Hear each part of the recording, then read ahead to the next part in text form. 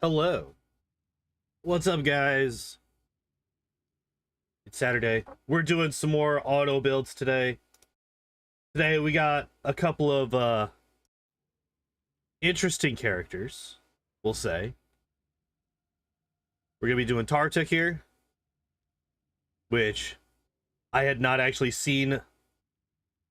301 really looks nice. It was not just a dream, it is real. We have 300 plus. We have 300 plus subs on the YouTubes. But yeah, we're gonna be doing Tartuk. We're gonna be doing Nok-Nok, and we're gonna be doing the first of the 4 mercenaries that you get at the House at the Edge of Time, Crimson Fury. We're gonna start with Nok-Nok, but because of where we are, I am going to have to respec him because he's already up to level 17 here. We're gonna do this. Oops. Wait, no.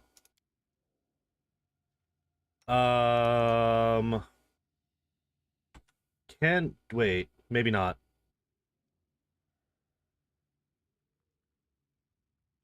Maybe not. Is there a So I may have made a mistake. um is there just a respec option in this? Party options, maybe?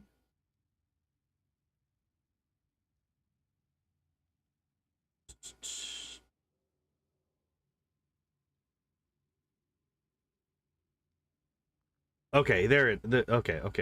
All characters. There we go. Nok-Nok. Set character. Okay, so we can reset Nok-Nok's character to its default level. Which I need to find out. Nok-Nok. Pathfinder Kingmaker. Da, da, da, da.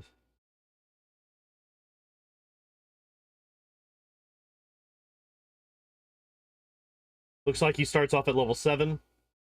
All right, so we will do that. Hi, kitten. You're not first this time. No, you're late. How dare you? The character level to 7.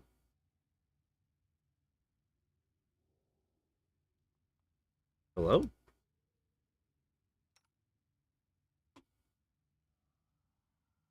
Oh, Jesus Christ. Okay, so this is just not working.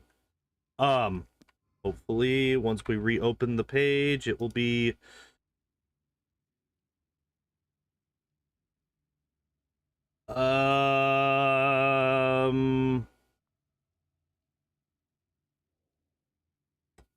So this ain't happening. What am I looking for? Trying to respec Nok-Nok back to his base. Was not expecting this to be a thing.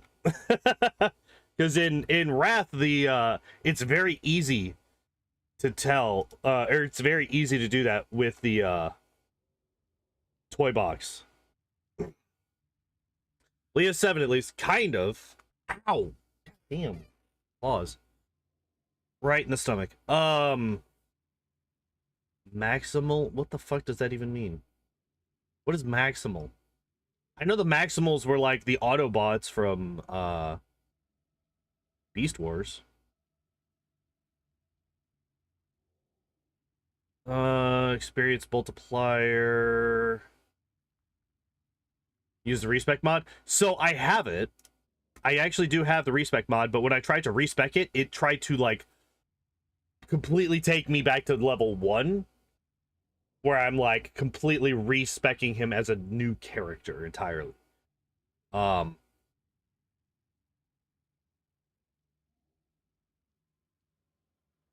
Also, for whatever reason right now, it's only allowing me to do Tartuk, which is weird. Whatever. Oh god.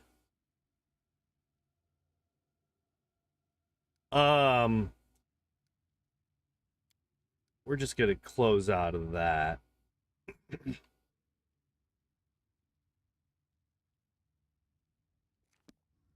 Then use the Pathfinder lady. How do I get there from here. Yeah, I'm gonna have to probably do that. Oh, wait. It's like super easy to get back there, isn't it? It's like super easy to get back there. We just gotta leave this area, which is... I don't know where the exit is. Ah, it's down here. It's down here. It's down here. Okay.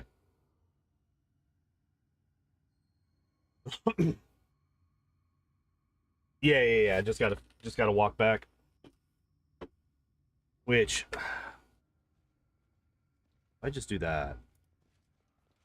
I would have to restart the game, right? Oleg's trading post.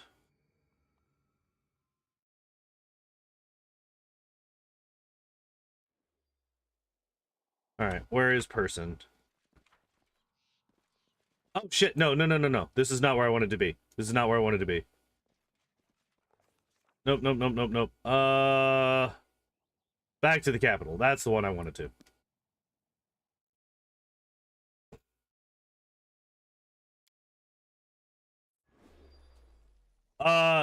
This guy is, the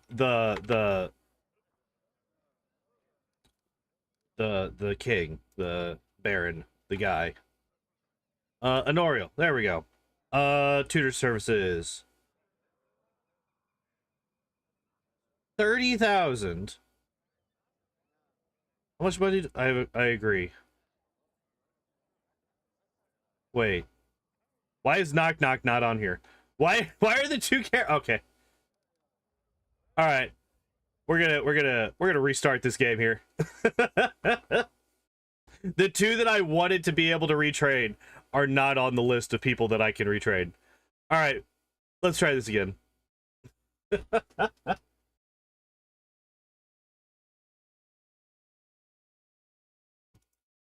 It wouldn't be one of these streams if there wasn't some kind of weird technical difficulty, right?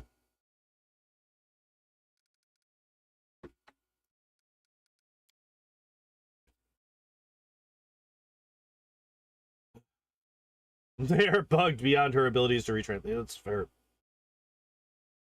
Yeah, when you try to retrain somebody and they become a fucking floating vest. You know what? Do we have haste anywhere? We do. What do you mean no suit? Fuck you.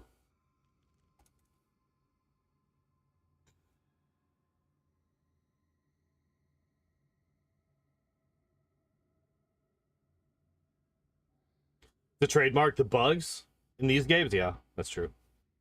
Or the issues in these streams, which is also very true. Harem, get your slow ass up here, you fuck. Back to the capital.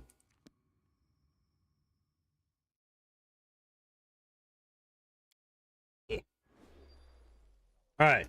Please? Tutor services. Yeah, sure, why not? Alright. We're starting with Nok-Nok. Nok-Nok first, then Tartuk, then we're gonna go over to what's-his-nuts. Alright, Nok-Nok. First off, we start off with martial weapon proficiency. It had no face, yeah. What's that, a visual bug when we were training my PC? The face of the default tiefling wasn't rendering? Nice. Nice. Why do we have martial weapons proficiency?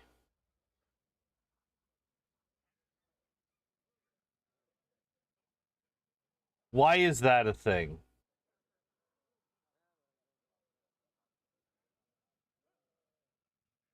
Are Kukri's martial? Nightmaster to deal more sneak attack damage with those weapons at the expense of sneak attacks with other weapons. Sneak attack with a dagger, Kukri punching dagger, star knife for size. She uses D8s. And then D4s. I thought that one of the benefits of this archetype is that you have, like, it gives you proficiency with those weapons as well. That's kind of shitty that it doesn't, actually.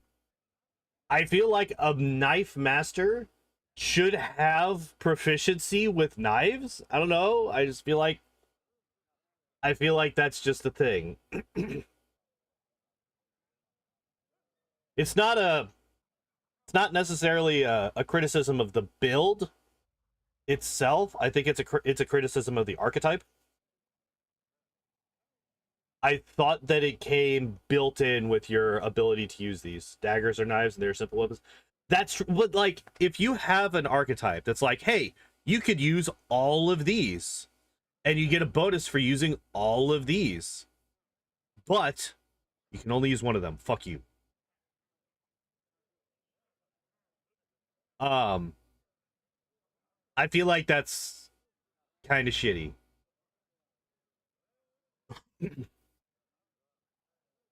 um, Punching daggers are also simple. Okay, so you could use 40. 1, 2, 3, 4, 5. Yeah, you can use 40% of the weapons that you get bonuses from. The only martial ones are the kukris. Aren't star knives and size exotic? So that's even worse because you need 2. Oh wait, do you need martial weapon proficiency to get exotic? I actually don't know.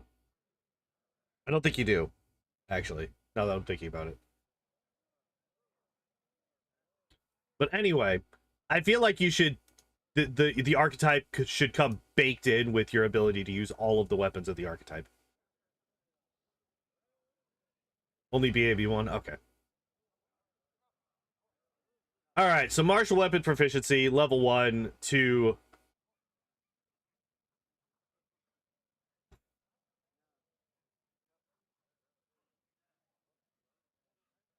Yeah, how dare you not use commas? What the fuck?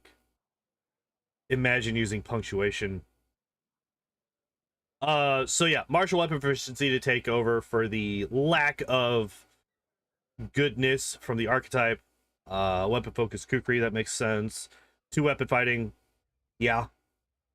I'm actually kind of surprised that that they waited until level. Well, I mean, I guess it doesn't really matter what order we get these first set of feats, right? As long as the total is good. Evasion, that's not a choice. Debilitating injury, that's not a choice. Dodge is fine. Knock-Knock is kind of fucking squishy. So I'm actually kind of okay with taking a few defensive bonuses. Kukris are the only 18 to 20 crit of that weapon category. I mean, that's fine. But, like, it's not uncommon for archetypes to give you the ability to use weapons that are unbalanced if they were available freely for all classes, right?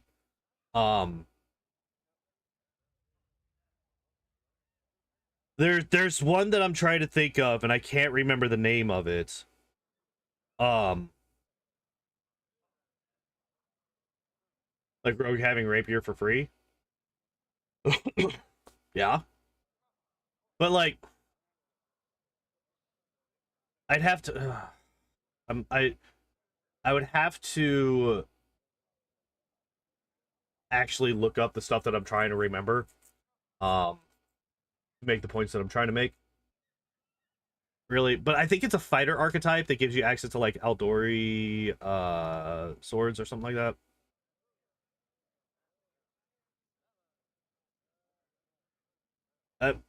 It's not a big deal. It's not a big deal. Um, yeah. So toughness and dodge, I'm actually kind of okay here because Nok-Nok is very squishy, and dueling sword. Yeah. Thank you. Yeah, we do have toughness. We do have toughness, and I'm okay with it. Um, slow reactions I kind of hate. I've mentioned this on multiple streams. I really do not like slow reactions because a lot of the times you're not doing things that trigger attacks of opportunity. So removing attacks of opportunity is not great. Double slice is just duh. If you're using two weapon fighting, you're gonna be using double slice. Fast stealth, I'm also so like these two right here I do not like. I do not like fast stealth. I do not like slow reactions. Fast stealth basically doesn't do anything in a video game setting unless you are soloing, right? Because like what are you trying to stealth past with this character? It's like, yeah, they're fine for pen and paper. Yes, 100%. But for the video game, no. I do not like these. These are like two of my least favorite rogue talents. And they were the first two that they took outside of these feats. But let's take a look at skills. So we have a absolutely fucking massive dex, 24, which means that we started at 22. Oh, speaking of, let's take a look at his point buy. God damn it, I forgot to bookmark it again. Pathfinder point buy calculator.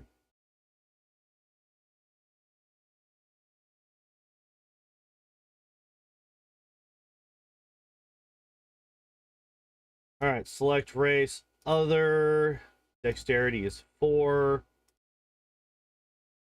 18 dex. 8 strength. Constitution is 12. I like how they have his intelligence as 12. That's a fucking lie. Wisdom of 9. Charisma of 8. Wow. Yes, he does get a +4. Yeah. Let's see if he had... Oh, wait. He has a -2 to strength. God damn it. What the hell? Alright, you can stop. This can come over here. I'm fucking with my mouse. Alright. -2. So we actually have that. And then it was charisma is also a -2. So he's got a 20 point buy. 2 points for level ups. I'm already taking that into consideration. Because both of those went into dex. I know that much. So yeah, this man's got a 20 point buy. They fucked Nok-Nok over. Nok-Nok is more intelligent than Galfrey. You can't change my mind. I feel like Nok-Nok would have been... I feel like Nok-Nok would have done better after we went into the Abyss than Galfrey did, for sure. Oh my god. Yeah, Ricardo, you can stealth path the little Norb if you don't want to fight it. Yeah, for real. That's like the only time in the entire video game that you actually want to do that.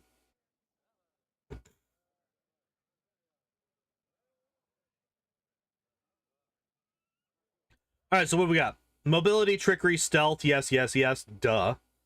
When you have a dex this high, if you don't go into all of the dex skills, especially since you're a rogue, and also especially since they're all class skills, you're fucking up real bad. Lore nature, lore religion, I guess, because he's a follower of Lamage too. Perception. I like perception on everybody. It's always good on everybody. Lore nature and lore religion kind of makes sense RP wise, I guess. But then again, like, what are we gonna put it into? Knowledge world and arcana? That doesn't fucking... His saves and stats are so bad. Oh yeah, his saves are trash, except for reflex. His reflex is so good. His reflex beats out, unironically, multiple characters. And he's only level 8. He is Lamage 2's favorite.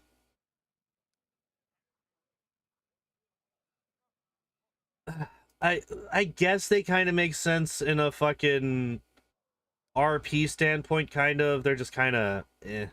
But I mean, I guess like the only stats that he really needs is mobility, trickery, stealth. And then, like I said, perception is just good to have on everybody. The rest of it's just kind of whatever. Because because of his insanely weird 12 intelligence, it would have been better mechanically to put the lore nature points into knowledge world, I guess. But that's about all I could say about that. Yeah.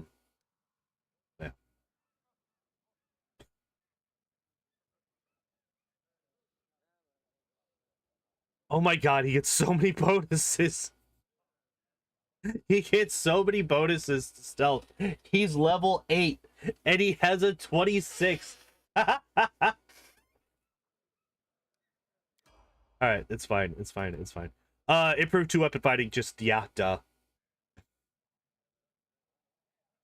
Yes, why would you not? I think I'm gonna be more interested in what they take for the rogue talents than the feats. Because I feel like the feats are gonna be just, well, yeah. Why would you not take these kind of thing?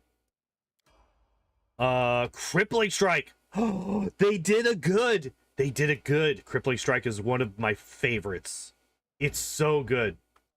Special race companion that player can't be in wrath. So much better than this one. Well, you talking about Arushale? Yeah. What is her fucking point by? Like a 42 or something? Insane. This poor boy's sitting at a 20. Well, there's also the mongrels, right? There's the 2 mongrels and Arushale. Yeah. But yeah, crippling strike, 2 points of strike damage every time you hit with sneak attack. Hell yes. That is so strong. Dispelling attack is also really, really good. Like, the 3 that I always want to get is dispelling attack, crippling strike, and where's the other one? Is it not available yet? Why is it not available yet? Wait, what do you mean? The stamina one. Because there's the strength one and then there's the stamina one. I guess you have to get higher rogue talents. When do you get oh wait, no, you just get advanced talents. Where's the other one? I can't remember what the name is.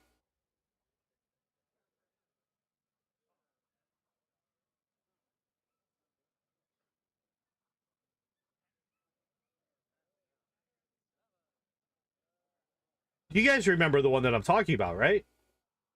It's every time you hit with a sneak attack, you do 1 stamina damage. Or con damage, sorry. You do 1 damage to the opponent's con score every time you hit.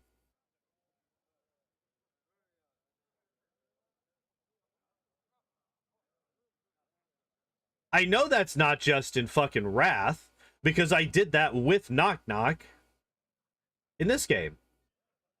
I know I did that with Nok-Nok in this game. I swear to God. Whatever. It's fine.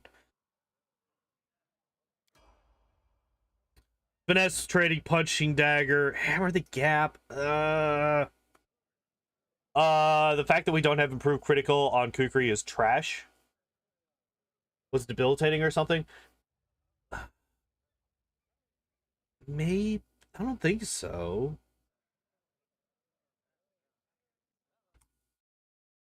One con damage every sneak attack.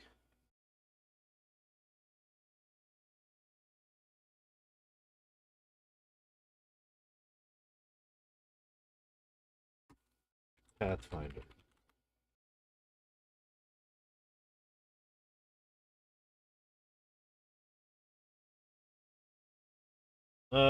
I guess I should just say Pathfinder Rogue Talents, right? Pathfinder Rogue Talents.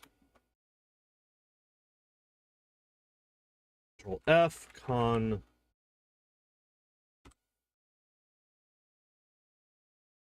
What?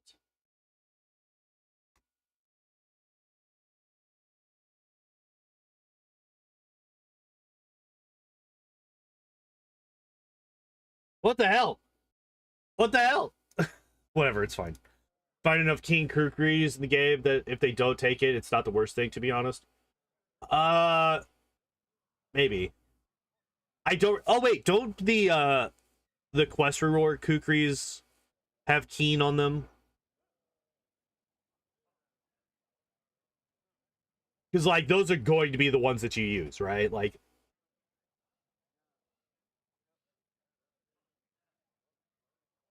the fact that he doesn't have Parada Strike though, that does kind of suck.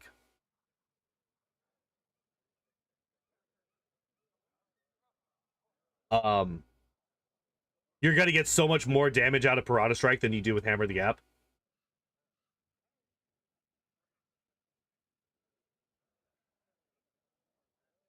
Or just talking of a crit feat. Well, yeah, like we're talking about whether or not improved critical is actually worthwhile.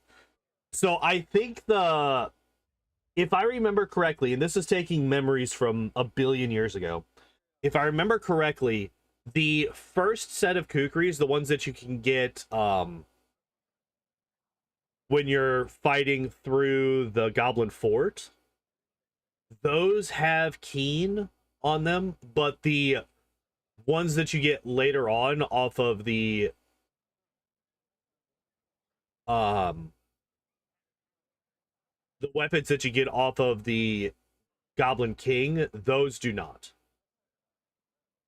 Rogue talent with a feat? No, it was a rogue talent. I swear to God it was.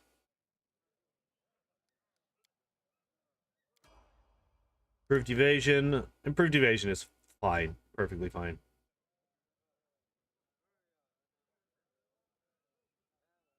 Yeah, fuck this one. I hope he never takes this one.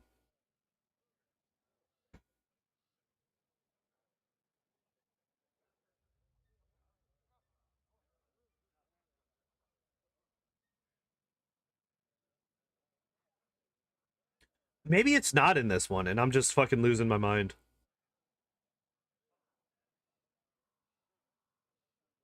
Um...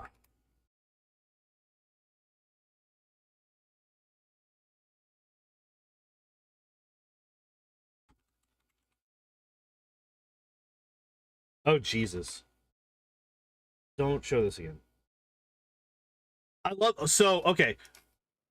How many of you guys go out to PFSRD and you look up you're trying to look up a thing, and then it pops up that thing where it's like, hey, we need money, and you hit okay, don't show this again, and then the next time you go on there it shows it again, and the next time you go on there it shows it again, and the next time you go on there it shows it again? Why does that fucking button say don't show this again? Is it just for that session? If so, why the fuck does it say don't show this again? Because I'm telling you, if it says don't show this again, to me that says I never see this again, ever, unless I like clear out my cache, right? My cookies and all that stuff. Like that's the only time that you should ever see that fucking pop up again. It shouldn't happen every fucking time I visit the site. It's fine. It's fine. We're judging this build, and it now has improved evasion, which is really good for this character. It's really good for this character because his fucking... the one thing that he's good at is reflex saves and also doing a shit ton of damage. So this man is going to he's gonna pass his reflex save, which means he's no longer going to be getting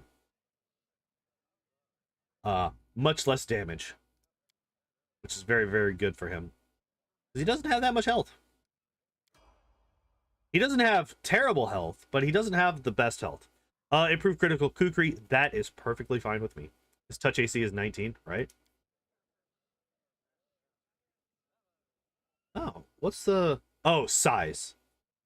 That's right, he just gets a flat +1 to AC because of his size.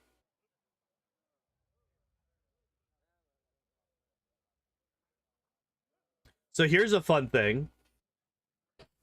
If you cast Reduce Person on him, and then you cast Legendary Proportions on him, you get all of the benefits of both spells. You get the bonus to Dex from Reduced Person, while also getting the size increase to his weapon damage, and the extra reach from being so large. but only if you do it in that order. If you do it in the reverse order, you lose basically all of the benefits from legendary proportions. Yeah, I am. I remember testing that back in the day. But yeah, you will get the dex bonus. But yeah, if you do it the other way around, if you cast legendary proportions first and then you cast reduced person, the only thing that you care about for reduced person is the dex bonus. Or the only thing that you really want relative to the bonuses that you get from legendary proportions is the dex bonus from reduced person. So you can lose the size bonuses. I mean, granted, if you're a reduced person, you also get bonuses to your attack and to your AC and all that stuff that you lose if you go big. But I think that's negated by how much extra damage you're doing because of your increased weapon sizes, as well as the extra reach that you get from it as well. But oh yeah, by the way, confirmation, we are putting our points into dex because we're at 25. Just in case you were crazy and you thought that we weren't doing that, we are doing that. And then yeah, we get improved critical kukri, which I'm perfectly fine with, because what is arguably the best weapons for this guy do not have keen on them. So I think it's good to... I'm actually thinking about it more now. I think holding off on getting improved critical kukri is actually a really good idea, because as I mentioned earlier, you do have keen on the first set of kukris that you're going to be most likely using throughout the game. They do have keen, whereas the later ones, the improved, the upgraded ones, do not. So holding off until 13 to get that, that should be... I'm saying this as if I actually know. That should be right around the time that you get those upgraded kukris, give or take. So this actually works out really well. I kind of like this a lot. Probably more if you're Smilodon into Smilodon plus animal growth plus legendary proportions.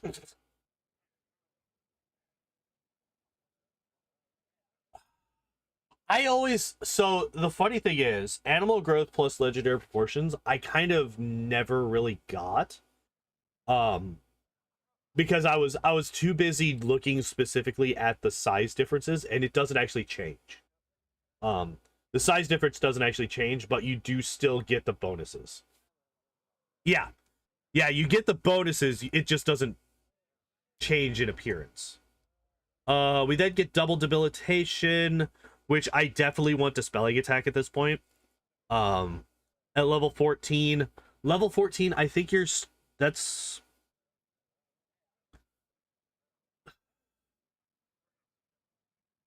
I can't remember. My brain's telling me that it's both chapter 4 and chapter 5. I think you're in chapter 4 at this point, which means that you're going to be going up against fucking Mordecai at the end of it, who's a spellcaster who's going to be buffing himself a lot. So getting dispelling attack at this point is like incredibly strong, because you could just freely dispel it every time you hit. Oh wait, is it every time you hit? Oh Jesus, it is. I was thinking like this is too strong to be every hit, but no. An opponent that has dealt sneak attack damage, and it does not say that it's once per turn or anything like that. So every time you attack, you get a free dispel magic. That's incredibly powerful. Get too big, it gets really messy, gets stuck in corridors. It depends on how your party is built, right? If you have a very range heavy party, having a couple of pets in there is actually really strong.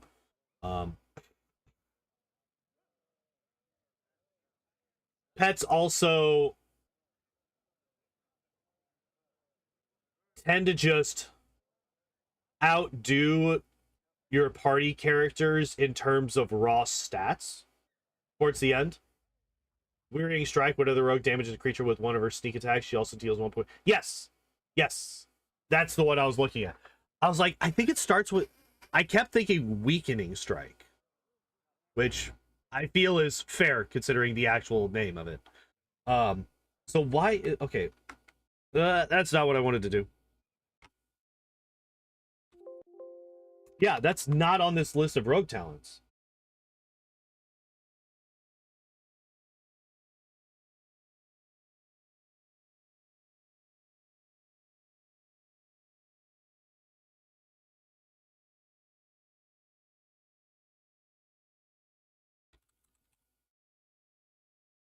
It's not on the Kingmaker wiki, so I guess it's Wrath specific.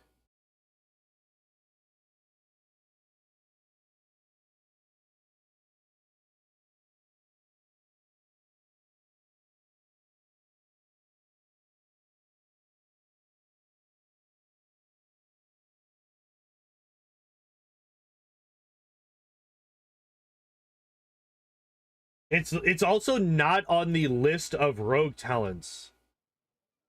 It's a class feature. That would be, oh, rogue talents are a class feature.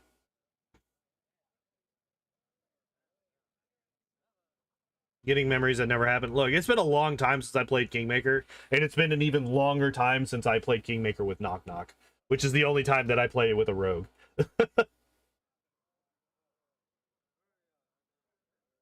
um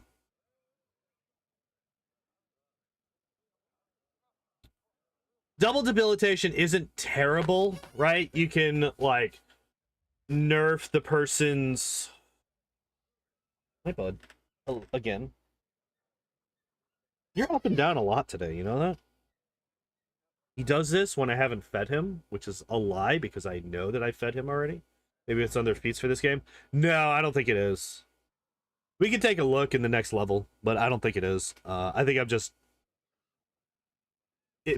inventing memories.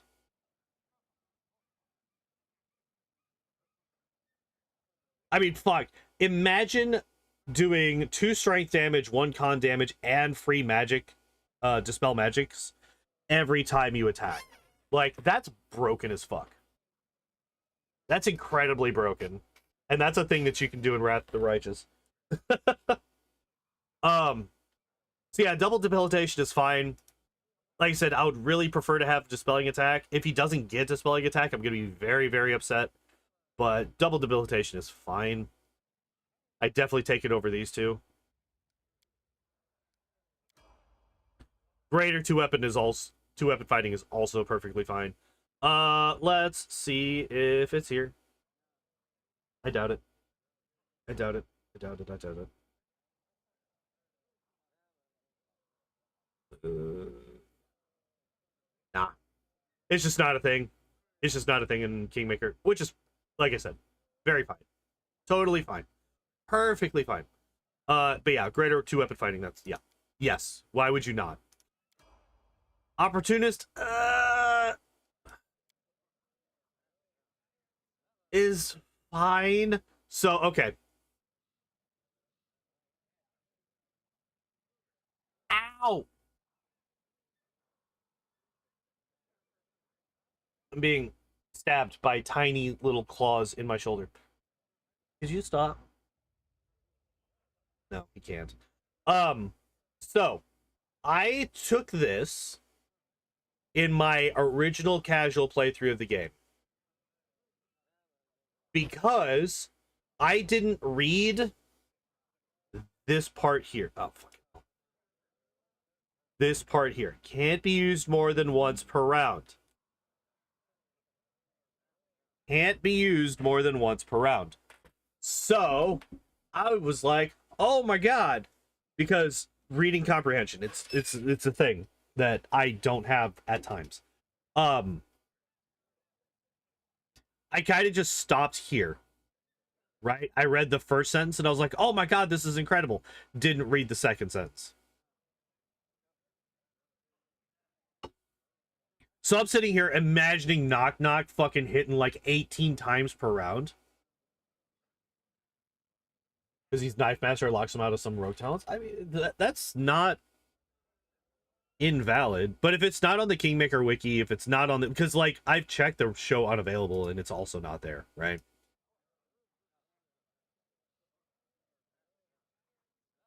And yeah, it does actually show different archetypes abilities.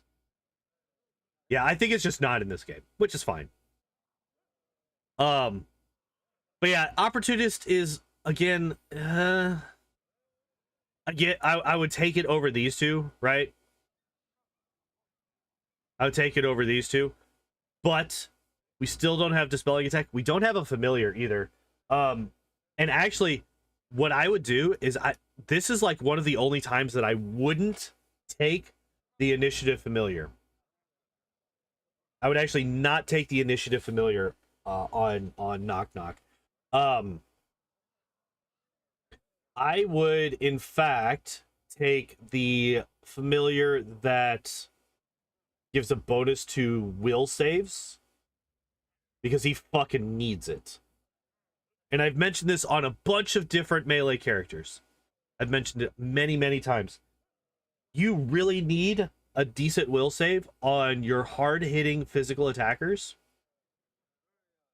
And you really want a good will save on Nok-Nok. Because if this motherfucker turns around and starts stabbing your characters, they are so fucked. Right? Especially if he does have both crippling strike and dispelling attack. Because suddenly, you're racking up a shit ton of strength damage and you're getting all of your buffs dispelled. Rogue and Wrath, has anyone tried out Assassin since they buffed him? I have not. I have not actually played Wrath since they put out that patch. I don't think. Have I? He can wipe half the party in one turn. He kind of can, yeah. Like, Nok-Nok is terrifying once he gets confused. Can kill himself very quickly, can kill the other party members very, very quickly. So I would actually... What I would do is I would probably take a familiar with one of these. I'd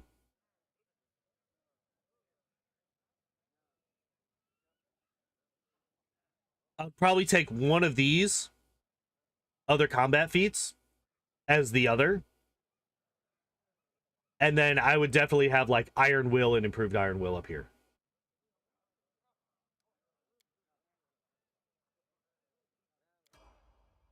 Critical Focus. It's a... I mean, if we do this and then we get like Sickening Critical here, that's fine.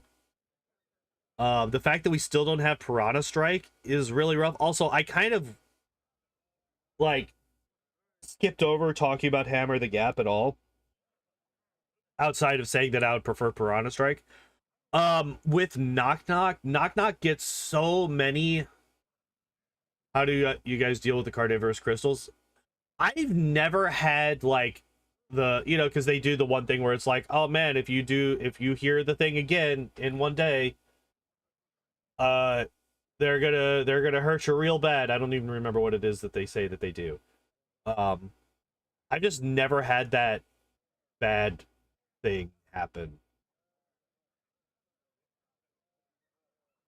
Like to the point where I can't even remember what it's supposed to do.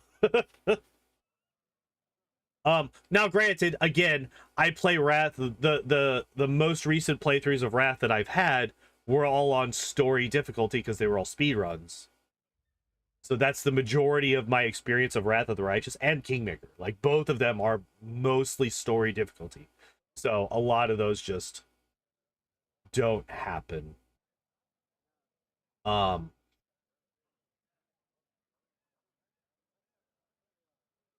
But yeah, Hammer the Gap.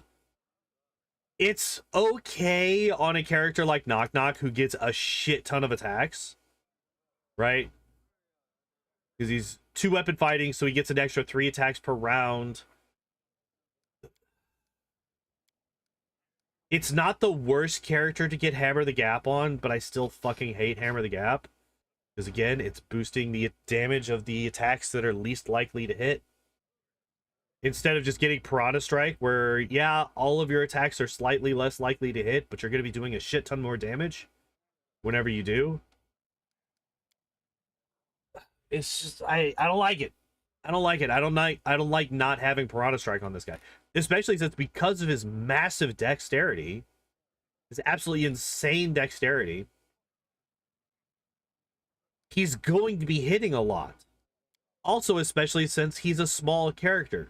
So he also gets another +1 to his attack. Because he's a small character. So, like, yeah, not having all of this is just rough. And then we get Compounding Blades, which just compounds, funnily enough, the issues that I have with slow reactions. Just don't do these. These are bad. Don't do them. They're bad. They're not good. They're not worth it. We still don't have Dispelling Attack. We still don't have Familiar. We could take more combat tricks. Focusing Attack Confused. You know, I was talking earlier about how important it is to not get this character confused. Getting Focusing Attack Confused is very important. Like, if you're not going to go and boost his defenses to getting confused, period, getting Focusing Attack Confused is incredibly important, because at least then you're only hitting a character once and then the confusion is cured, right? So yeah, I hate Confounding Blades. It's trash. It's bad. It's bad. It's bad. It's bad. It's bad. Forms of Giver is more of a pain than the crystals, probably. Oh, he's not level 20. All right, we gotta fix that.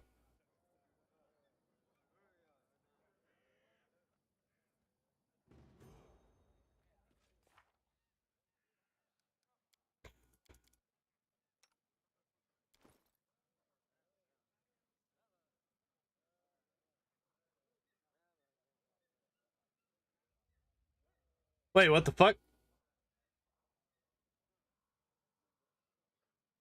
Oh, okay. Yeah, okay, so yeah, here. +4 Incinerating Kukri. So these are the two Kukris that you would have on this character, right?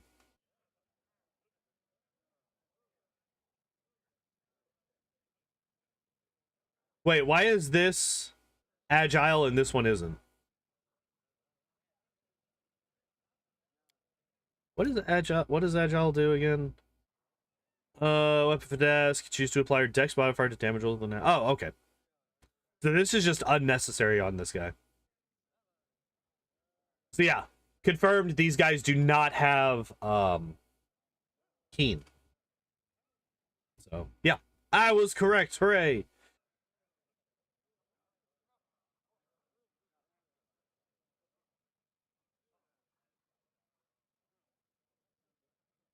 Fire resistance 10, acid resistance 10, poison spell twice per day is the 5th level clear. Okay, interesting. All right, anyway. Finesse training sword short, that does not matter. Great fortitude. As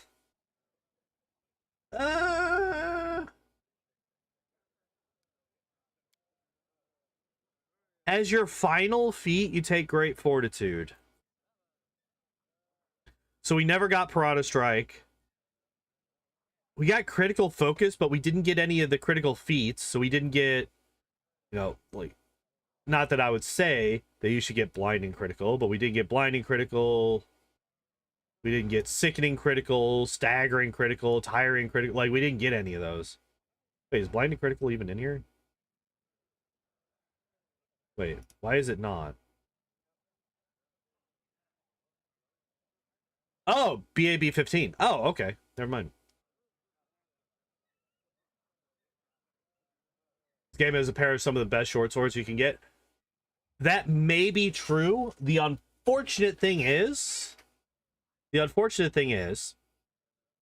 we have many feats boosting up Kukri.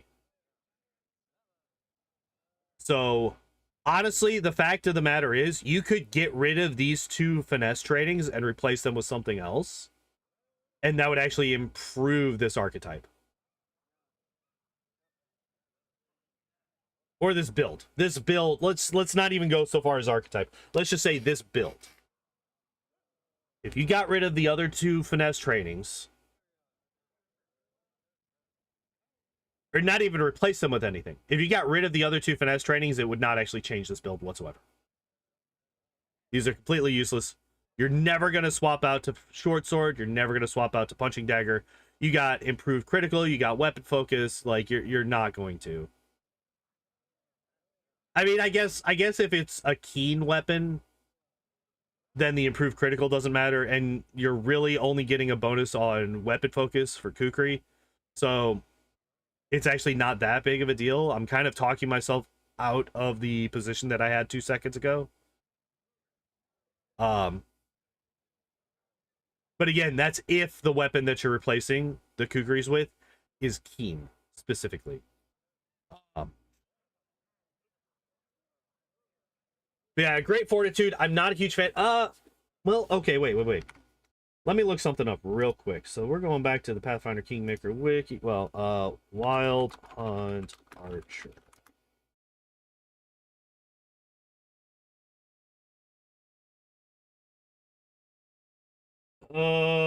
What's the thing? Wild Gaze. That's what I want to look up. It's a will save. I'm not the same man I was 5 seconds ago. Yeah. Never let it be said that I can't be argued out of a position if the arguments are solid. Even if those arguments are coming from myself. Just give one frontliner +2 int headband that gives immunity to mind affecting and the other extended unbreakable heart. Oh, fair. So yeah. On top of everything else, we don't have blind fight, which I didn't expect to. But the wild gaze that the wild hunt uses, it's a will save, not a fort save. I wanted to double check that because I was like, I'm fairly certain that it's a will save. Like 99%. But I wanted to double check just in case I was wrong. Yeah, it's a will save. So it's going to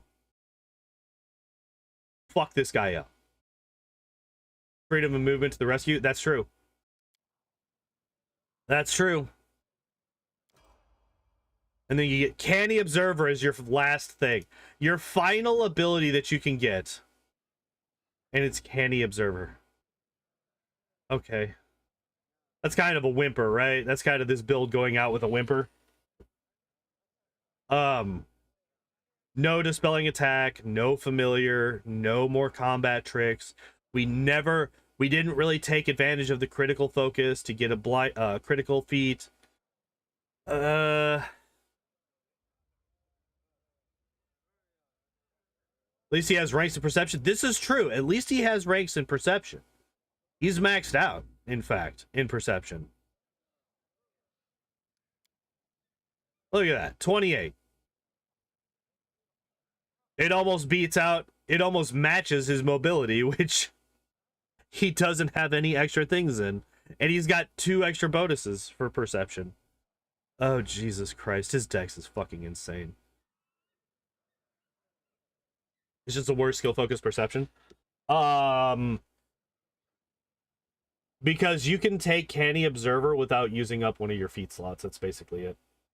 What does Master Strike does? I think it's a fort save or die. Yeah. It's a fort save or die. It's one of the basic, this is the thing that everybody does when they hit level 20. There's so many classes that have a fort save or die or a reflex save or die. I don't think there's as many will save or dies. But yeah.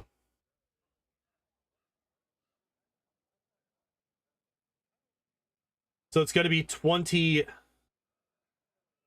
Actually, that's a 28 fort save. That's actually kind of funny. You could use this on Nyrissa and have a non-zero chance of it working.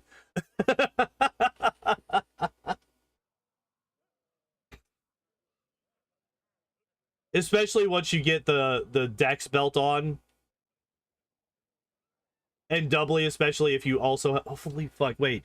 Let's take a look at this. So if we bring Nok-Nok back up, gimme. We do this, right? So he's now got a plus Third. Oh, do we have a +6 belt? Dex belt? Do we have a +6 dex belt? That's the bomb one. That's all strength. Alright, we're stealing this. Wait.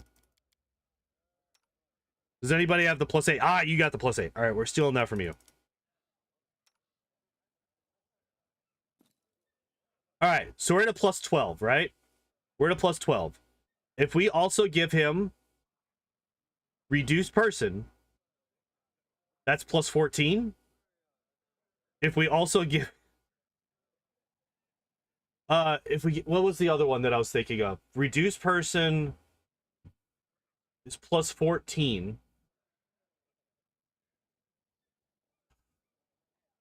Is there another buff that I can get on here? Oh, actually, Taco. Well, you could get the potion for Bakken. Did you give him the book? The dexterity book?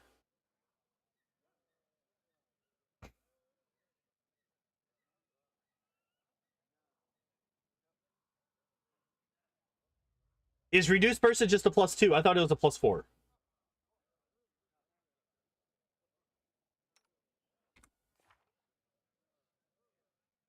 Oh, it is just a +2. Never mind then. It doesn't exist in this game? Does it not? Oh yeah, no, it doesn't. That's a wrath thing as well. Never mind. Yeah.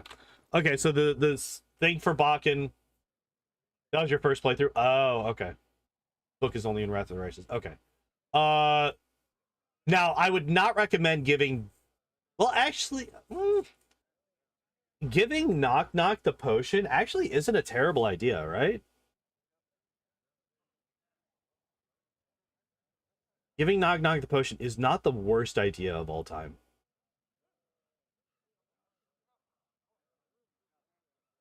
The Ring of Circumstances. That's true.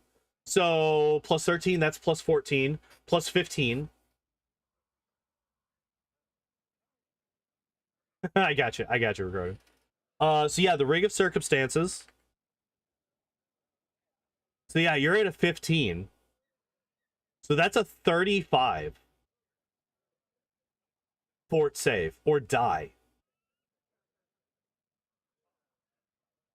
If you stack everything up. And that's if we're not forgetting another dex bonus. Oh, imagine if you could somehow get a mutagen on him. Imagine if you could somehow get a mutagen on him. That'd be a 17. It's not possible unless you cheat.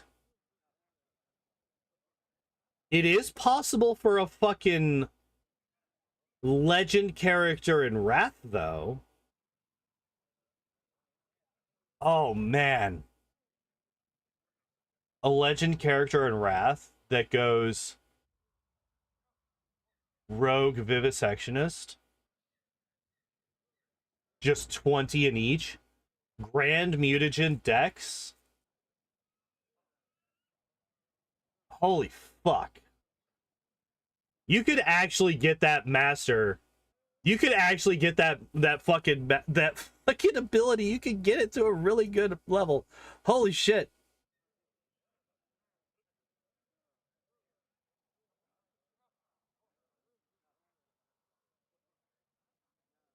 Because master the grand mutagen is +8, right?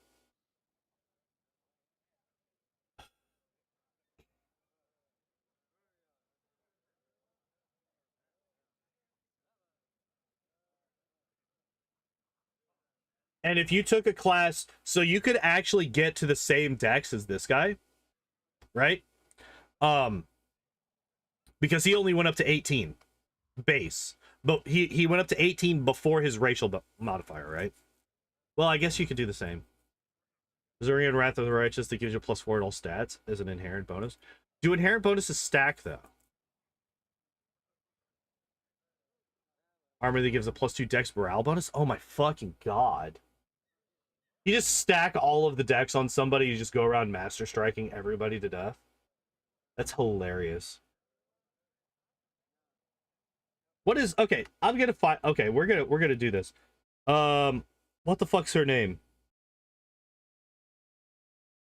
Oh God, why can't I think of her name? Final boss in Wrath of the Righteous, the architect. I'm gonna feel real dumb as soon as somebody tells me her name.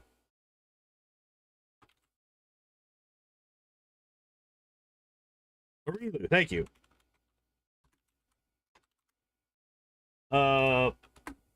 Boss stats.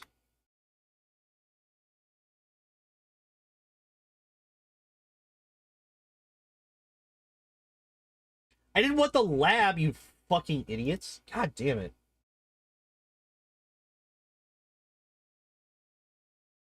Alright. Warlesh loader wiki. Oh, fuck off.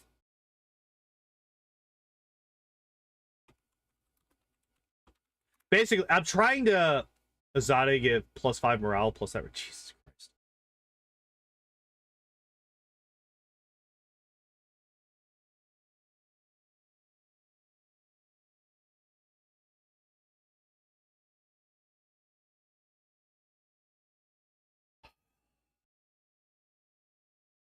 You've got to be kidding me. So, this is the entirety of Arilu Vorlesh's fucking page on the Wrath of the Righteous wiki. Hey, did you know that she's an NPC in the game? Did you know? Did you know that she's an NPC in the game? Did you know that there's not much actually known about her? Fuck off. Are you kidding me? Why? Why is this wiki so shit? Like, it reminds me of the Kingmaker wiki was the exact same thing. The Kingmaker wiki was the exact same fucking way.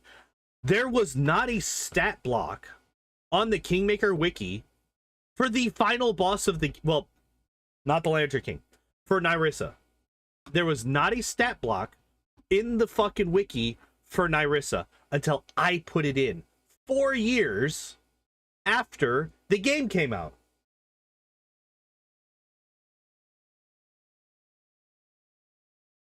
It's infuriating. Fill that wiki page? Fuck that noise. I ain't got time for that shit. It's factual life. Yeah. You know, I figured that they would be able to put in the fucking... No. Useless.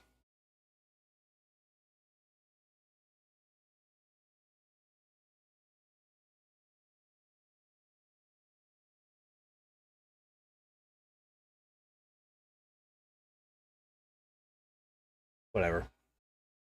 Fuck it. I know my stream is dying. Oh no, it did the thing.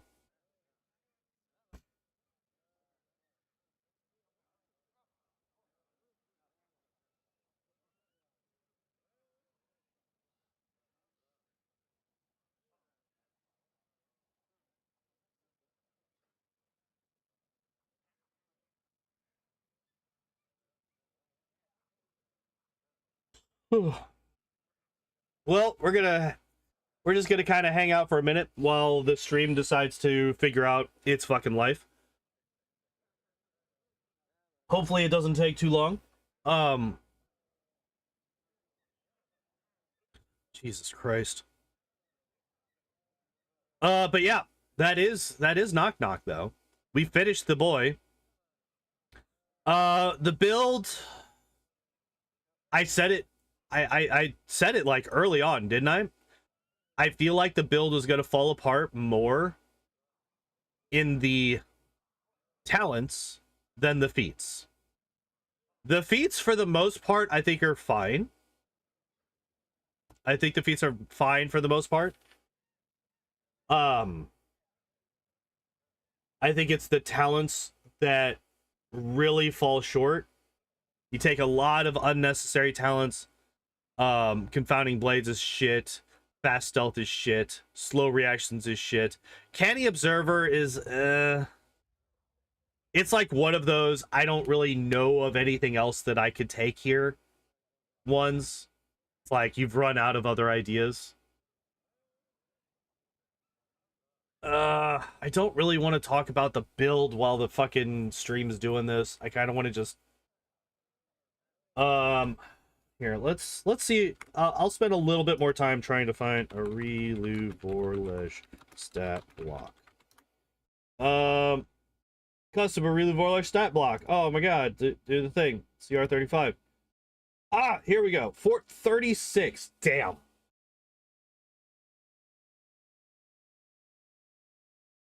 Damn.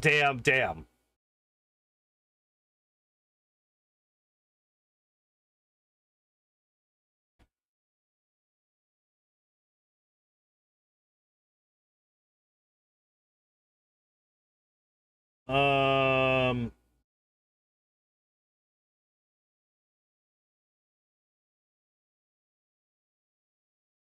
Oh, this is him doing a thing.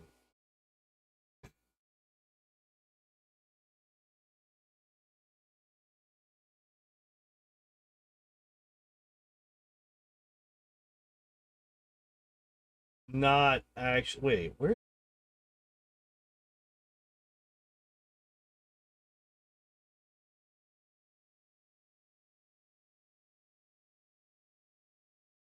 All right. Well then. That's interesting. So actually, if you take a couple of hits on her fort from Wearying Strike, which you'll have, I would have, in my build.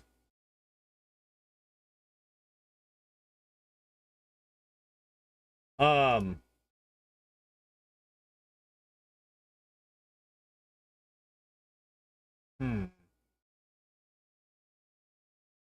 You could definitely get her fort save down way low and get her to the point where she could be very vulnerable to Master Strike.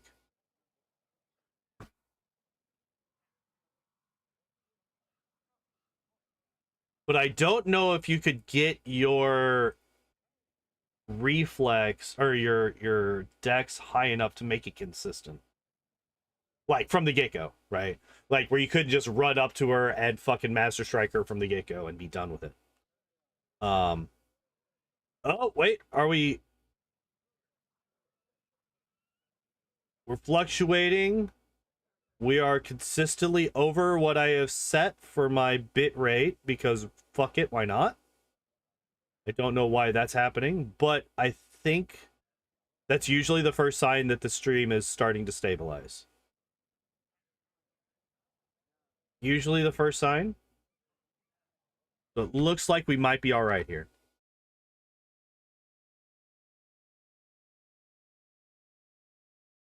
We might be all right here. All right. So, build is okay for the most part. I would get rid of a couple of the talents. I would get, definitely wouldn't take Great Fortitude. I would definitely take a will save boosting one. Jesus fuck Christ. Fucking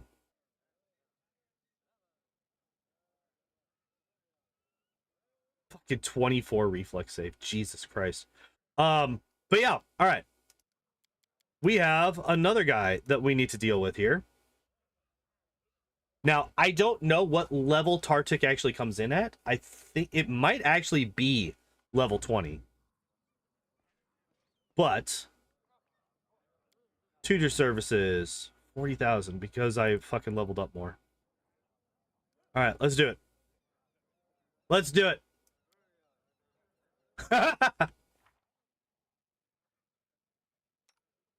All right, so he comes as a level 20. That is confirmed. Tartuk comes in as a level 20.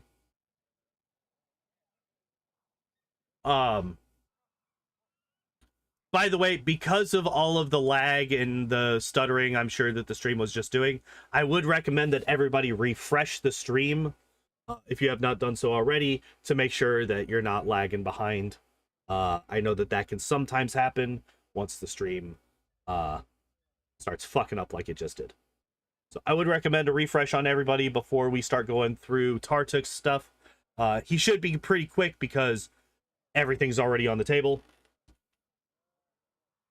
Yeah, we should be back. It's showing stable on my end at this point. But yeah, I'm gonna get into it. So,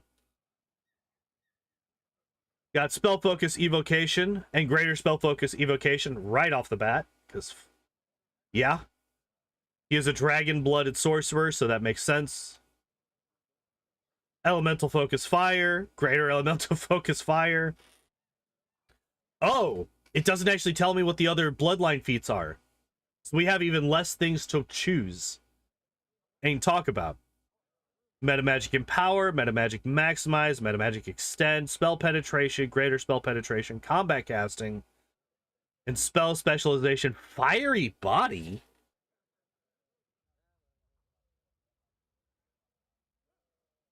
What the fuck?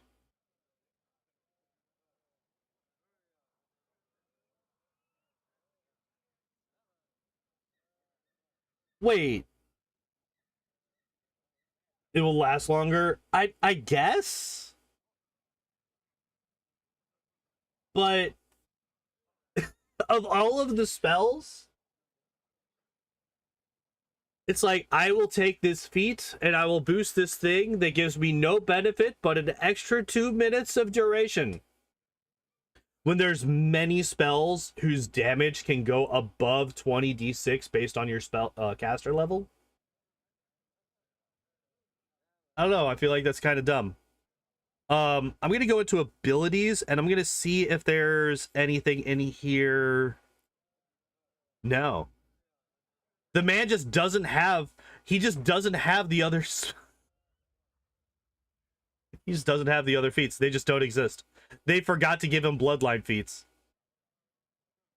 Owlcat, why? Owlcat, why? He's supposed to be like a super secret character to help you out at the end of the game, right? Why would you do this?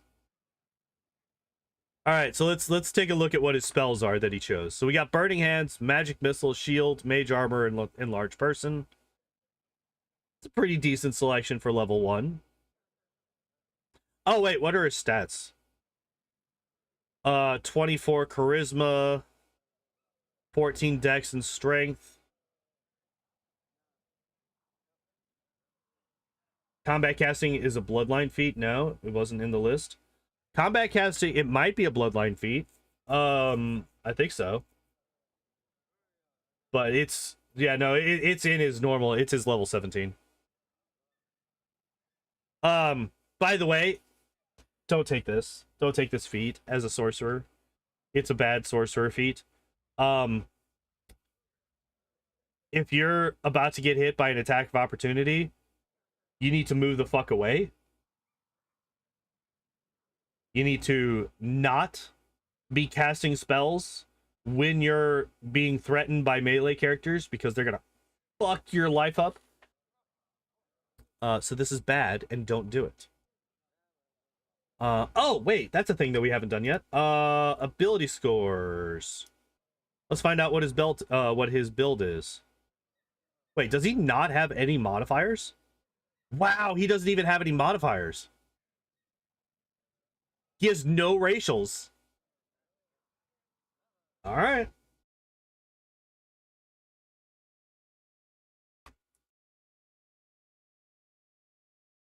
Okay, so we got 8. That was 14. 14. 10. 10. And then this is -5. So 25, 19.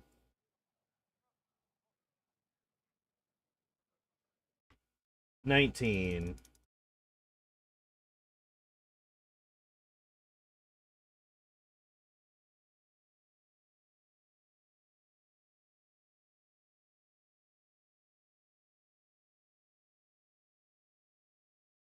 What is a kobold's... What is a kobold? Pathfinder kobold racial bonuses. +2 dex, -4 strength, -2 con. Okay. Wait. +2 dex, -2 strength. Okay. Okay, so he has an illegal charisma modifier, by the way. But if we take a look at gnome, we go with gnome instead.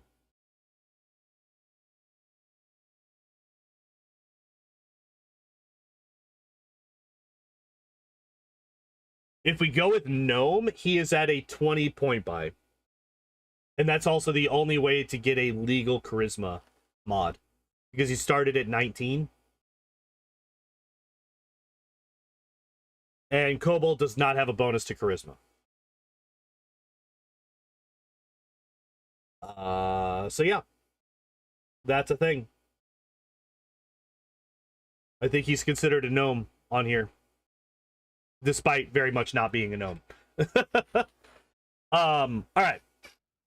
So yeah, 20-point buy. Let's take a look. We were looking through his spellbook. Burning Arc, Scorching Ray, Glitter Dust, Invisibility, False Life, Resist Energy. I would have... Yeah, they built him as a gnome for sure.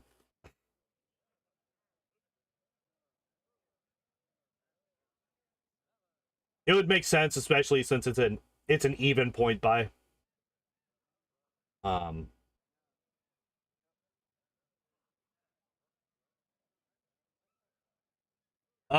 Yeah, I would like Sense Vitals here. I just really like Sense Vitals whenever you have somebody who's taking... Oh, wait, he doesn't have point blank precise shot. So we're not going to want to use... Okay, so we're not using these. Never mind. So no Sense Vitals because we're not using the Ray spells, right? Because his Ray spells are taking a penalty every time he uses them. No Fireball at level 3. Interesting, considering we have Lightning Bolt here. And we don't have... Wait, but he fucking uses Fireball in the course of the story. He uses Fireball. It's the first thing he casts in the old Sycamore, is a Fireball spell. If he has a chance to cast a spell, he uses Fireball. What the fuck?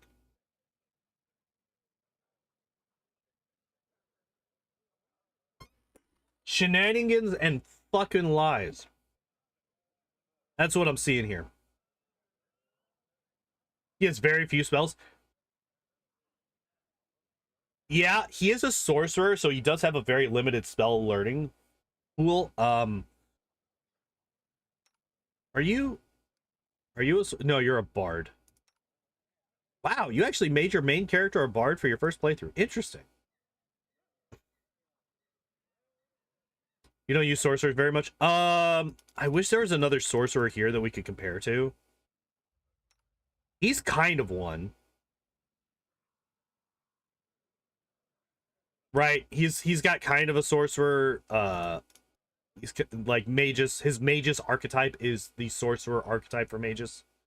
So I feel like it would be similar, but it does seem like he does have more. Well, he just does have more spells than Tartuk does. Wait a second.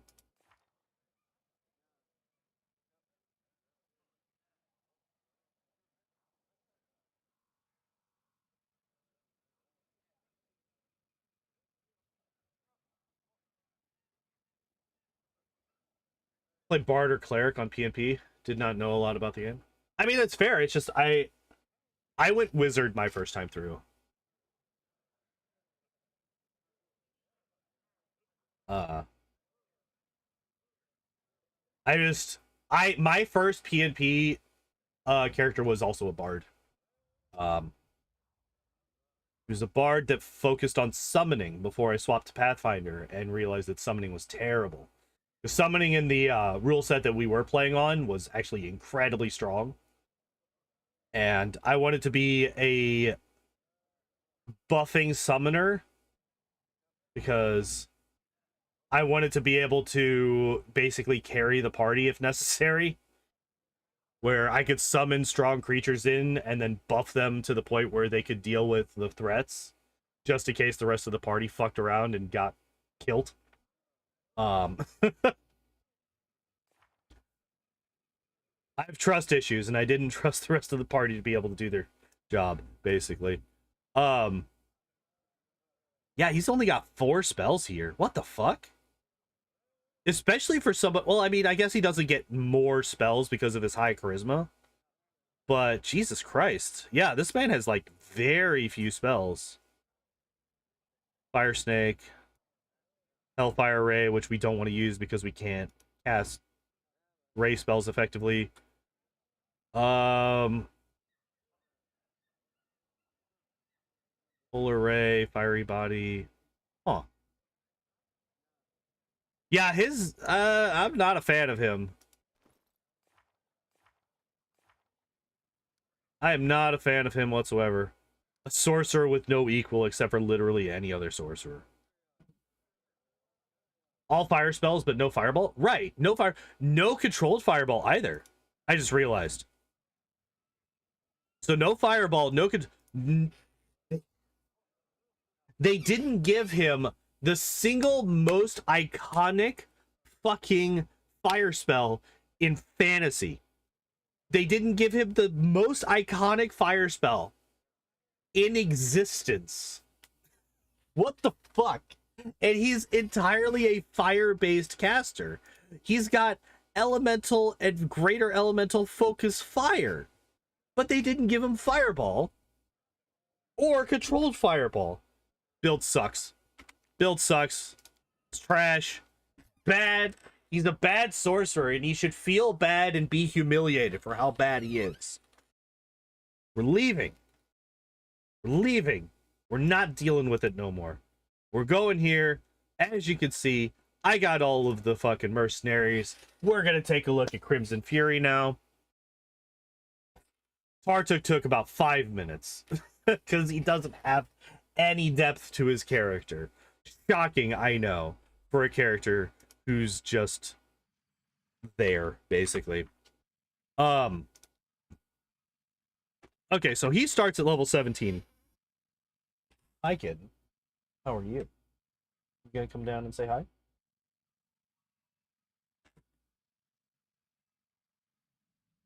He has fire breath instead. Gross! Absolutely disgusting. Absolutely disgusting.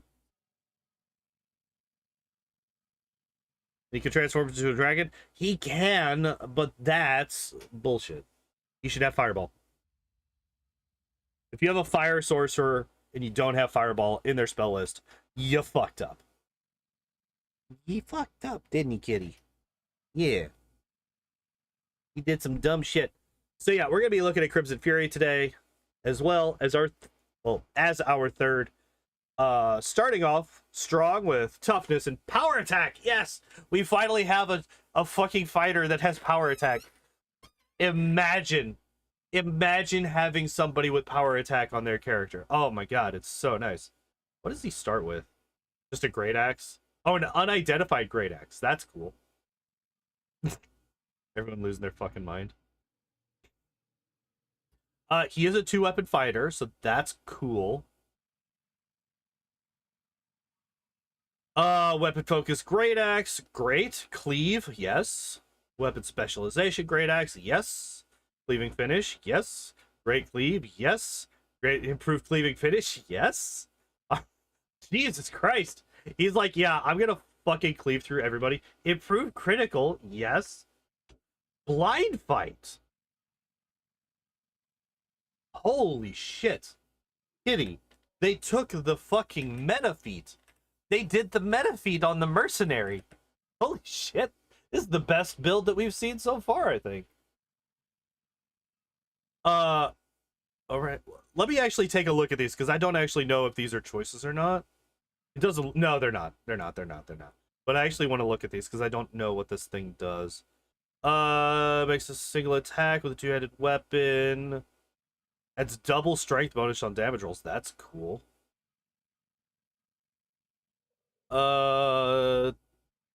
two-handed weapon. There's a +1 bonus on attack and damage rolls. And that's just any two-handed weapon, huh? That's actually really nice. Two-handed weapon makes a full attack with a two-handed weapon. He adds double his strength bonus on damage rolls for all attacks. Oh, so at this one, it's just the first attack. And then at 7, it's all attacks. Okay, cool. Pile driver. Make a bull rush or trip combat maneuver against the target of his attack as a free action that does not provoke an attack. Oh, that's so cool. Greater power attack. Hold up. What is damage power attack is doubled. Oh.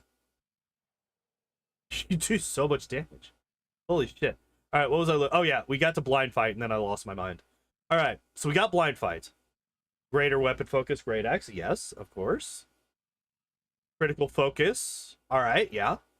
He's a fighter, so I'm perfectly fine with him taking critical focus, especially this early. Because, like, let's be honest. This build right here is pretty much enough to get him through the rest of the game.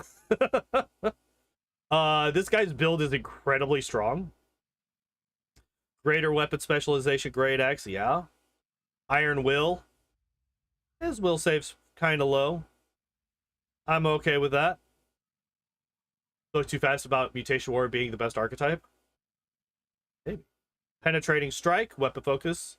Yours up to 5 points of damage reduction. Hell yeah. I like it. I like it. Staggering critical.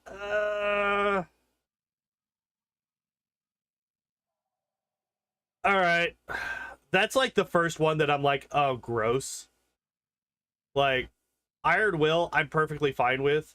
Because we don't have the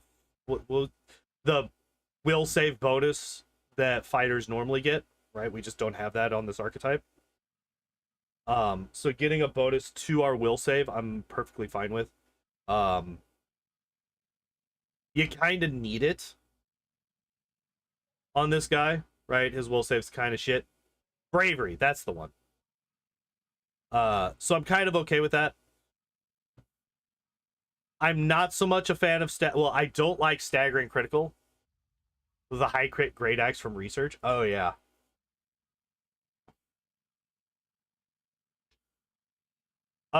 I would prefer literally any other critical feat outside of staggering. But the build's not done yet.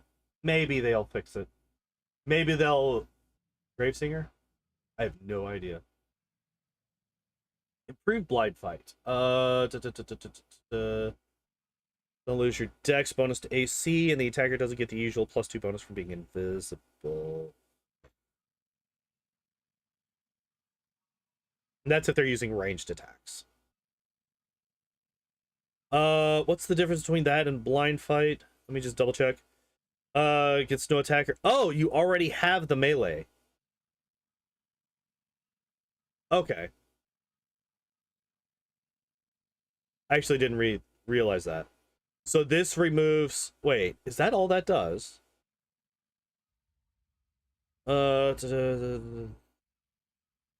So basically the only improvement that improved blind fight has over normal is that ranged attackers also do not get bonuses against you.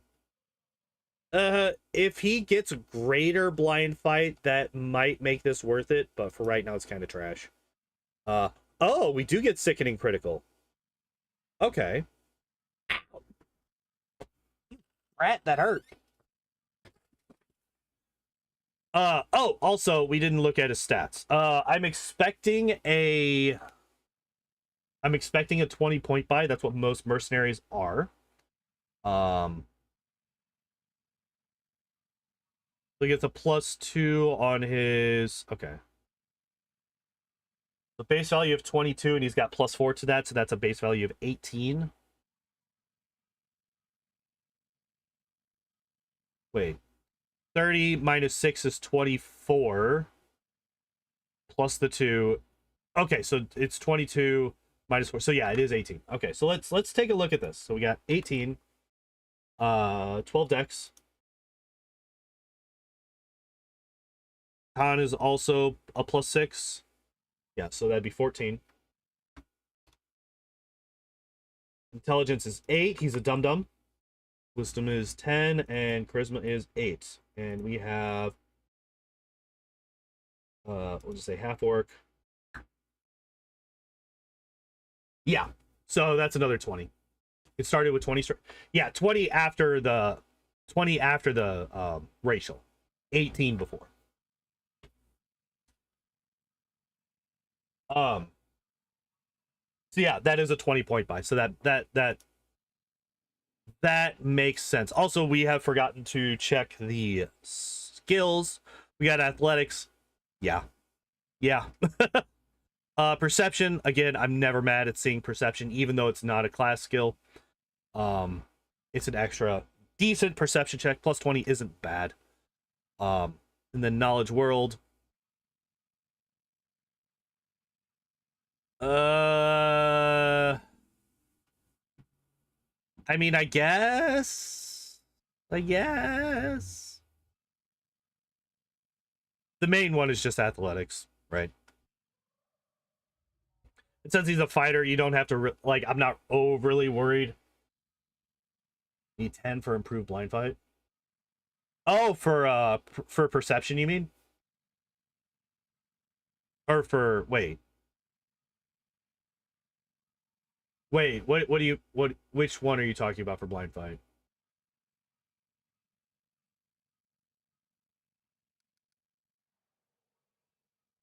But anyway, yeah, the skills are fine. The skills are fine for perception. Okay. The skills are fine. The fact that we got sickening critical, that means that I feel like we're going to be getting critical mastery, which makes staggering critical less terrible. I would still say that sickening critical is the best one because there's no save and it's just they're sickened now. Greater blind fight. Okay, so yeah, perception 15. Ignore the mischance for less than total concealment, and you treat opponents with total concealment as if they have normal. Yeah, so this makes improved blind fight better in retrospect. What is devastating blow? What does that do? Standard action, two-handed fighter may take a single melee attack with two-handed weapon -5. If the attack hits, it is treated as a critical threat. Oh wow, really? You can just force critical threats. Cannot cook at this part of the game, so you cannot hunt. That's 2 jobs that you don't need to cover. No, you can cook, you just need to use rations, right? I don't remember. Again, it's probably been like 2 or 3 years since I've cooked while resting in this game.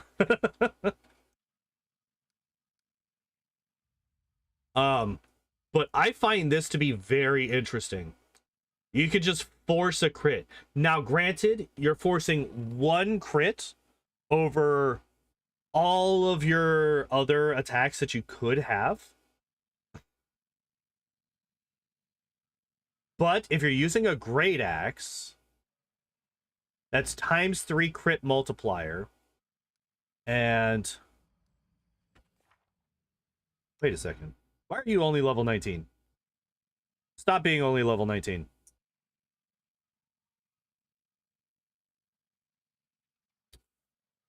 Oh. This is interesting. But you do need rations to rest and say, okay, that's what I was thinking of. This is really interesting. So, you would have a ×4 multiplier for your great axe. Now, do you take advantage of this by using devastating blow to then guarantee, right? You get that crit threat. You guarantee a crit threat as long as you hit. Instead of risking 3 extra attacks. So basically, you skip your first attack, you attack at your second attack, and that's a guaranteed critical threat.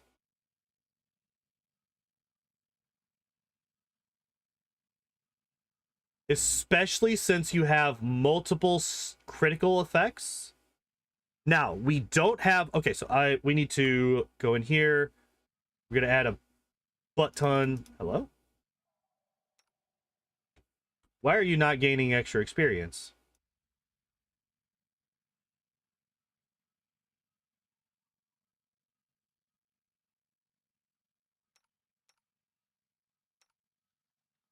I'm not going to look at this guy's thing. I'm just going to level him up. Yeah, he's also... Can these guys not... Can these guys not level up to 20?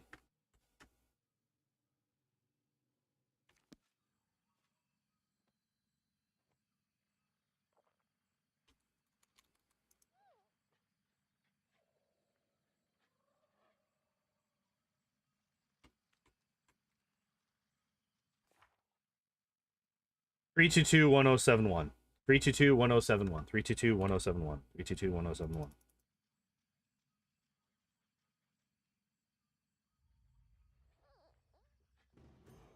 Okay. That was weird. They were just not getting experience that... Okay, that's fine. And then we get critical mastery at 20. Okay, there we go. There's the critical mastery. I fully expected to see that here at level 20. I would have been absolutely astonished if we didn't. And then, yeah, weapon mastery, great axe. That also makes total sense. This is actually a really interesting build. Because you have, not only are you guaranteed, well, as close to guaranteeing a critical hit as you can, you also have things like improved cleaving finish. You know, you got all these greater weapon focuses, weapon specializations. You know, you got penetrating strikes, so you're ignoring damage reduction. Like, this guy can put out some fucking damage.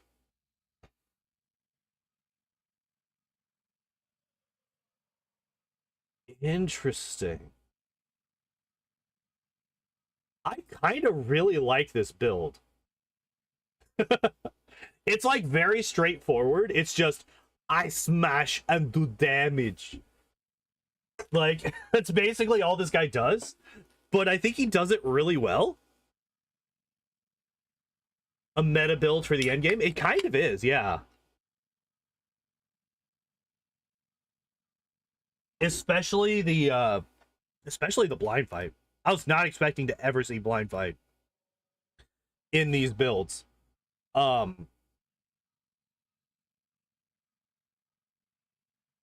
This is really interesting. I like this a lot. I like this build a lot.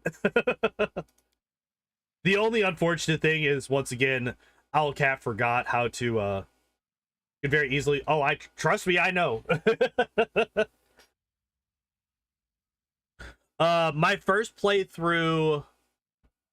My very first playthrough, I actually did all of the companion quests, so I kept all of my companions except for Lindsay, and I actually kind of relied pretty heavily on Lindsay for all of my buffs, so losing her, like, hurt like hell. But then I got the bard that they give you from these guys and realized that I had built Lindsay so horrifically badly relative to the bard that they gave me that I was just better off without her.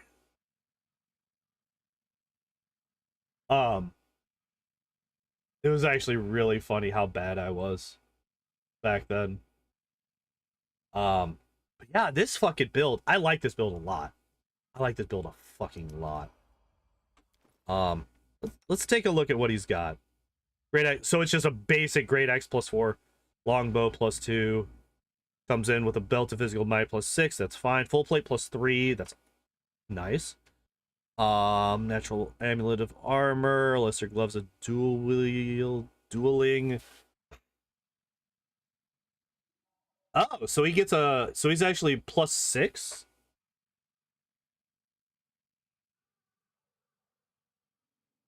Right? Because wait, does he actually have weapon training, or is it something else? because of the archetype. Two-handed weapon training.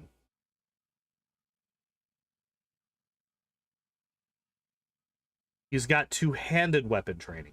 Now, I wonder if the game is so specific.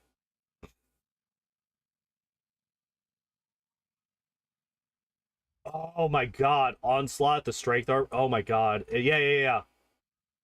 Is the I know it's the fighter thing. But my curiosity is, because this specifies weapon training and this archetype specifies two-handed weapon training, I wonder if the game is anal enough to not give it to him, because he currently does not have that bonus here, right? He's only got the +5, which is what he has. Yeah, the vanilla weapon training stuff. Yeah. So I feel like these bracers aren't really, or these gloves aren't really doing a whole lot against him, except for giving him a +1 to CMD against disarm. Which is kind of shit, because how many enemies have the ability to disarm in the entire game? In the entire game, how many times has any of you been disarmed? Because I don't think it's ever happened to me, ever.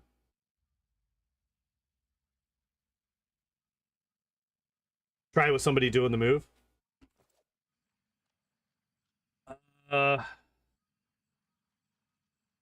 What weapons do you have, by the way, lady? Because I remember she had actually... what is this place? Head spinning. I'll Lindsay do the thing. How do I get inside? Where's Nyrissa? Gotta go. Wait, where's the shop lady? Oh, you're here. Show me your wares.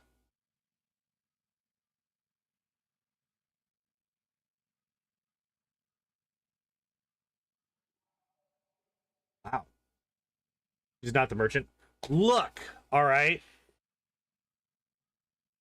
I forgot.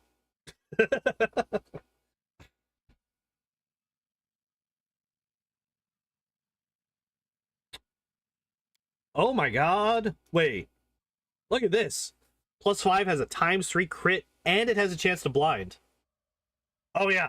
Blade of the... Dude, all of these weapons have like crazy good abilities. Yeah, +4 bonus on all saving throws against the abilities of Fae. Deals an additional 3d6 negative energy damage. Has a ×4 crit. Oh my god, you can get a ×5 crit multiplier. Look at this. You put this on Crimson Fury, you have a great axe with a ×5 damage multiplier, with an ability to guarantee a critical threat on hit.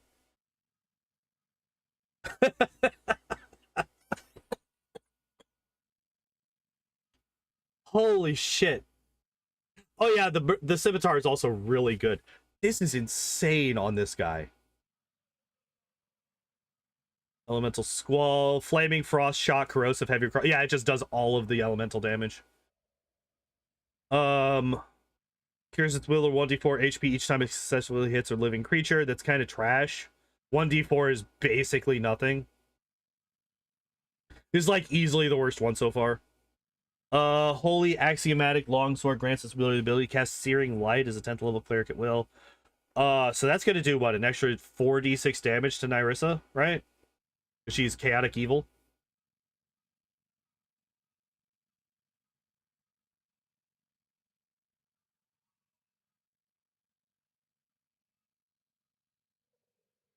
All the enemies are chaotic, yeah. But yeah, all of the Fae are chaotic neutral for the most part. The bosses, I think all three of the bosses, the Hag, the Worm that Walks, and Nyrissa, are all chaotic evil. So Light of Valor would do a shit ton of damage to them. 1d12 against aberrations, constructs, humanoids, outsiders, and undead. On a successful hit, it makes the target vulnerable to electricity for 1 minute. That's a fucking weird one here.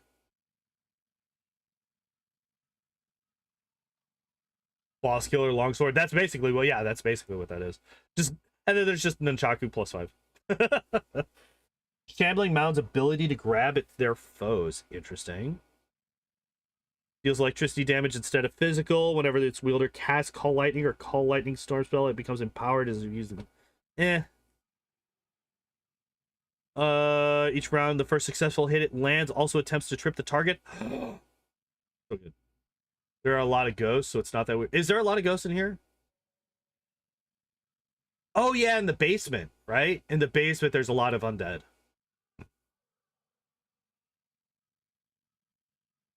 Outsider, Bane, Brilliant Energy, Light Crossbow. Holy Anarchic, Rapier grants the wielder the continuous effect of freedom of movement and immunity to fear and death effects. Closet Longbow, Blind Sense. +6 deflection bonus to AC and allows its wielder to make all party members except the wielder invisible as under the greater invisibility spell effect. Its power can be used for 20. Jesus.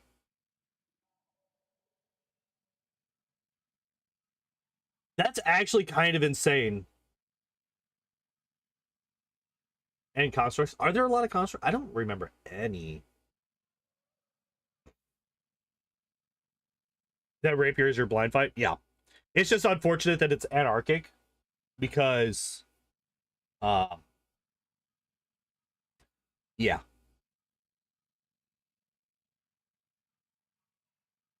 Demons are basically corrupt fae, chaotic, and angels or devils corrupt angels. I guess you could say that. Well, no, because fae are chaotic neutral by nature. They're not chaotic good. Azada are chaotic good.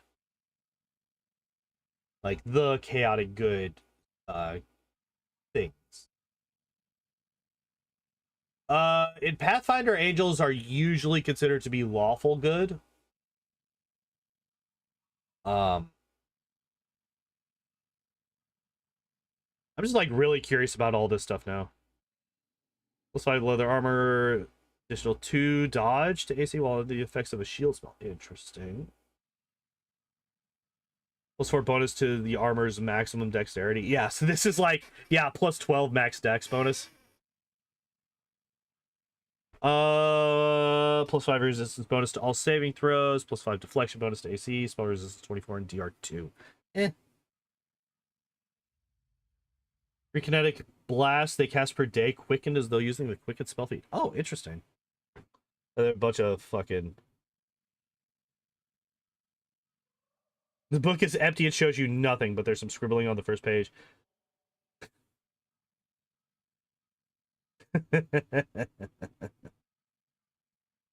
I remember there's an achievement to buy this and like another thing that's completely useless but costs a shit ton of money. I remember this as a thing. Yeah. Scrolls of freedom of movement. I wish that we could spawn this vendor in the game. Well, actually, at this point, Scroll of Freedom of Movement isn't really that necessary for the speedrun. But, yeah. For a while there, we really wanted this scroll, but we couldn't spawn in the vendor because the vendor only spawns in after the Nyrissa and Lindsay talk together cutscene happens, and we skipped that cutscene. So, yeah, she never shows up. Which is also why we'd never buy any of these fucking items. Also, because we don't have the money for it, really.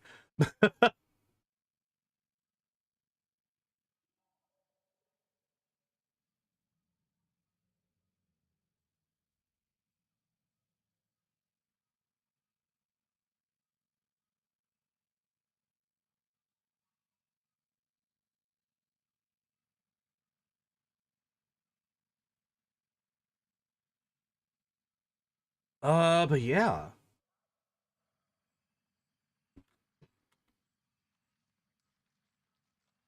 I love that even though I fucking love the fact that this is all this man gets on his fucking hotbar after leveling all the way up to 20.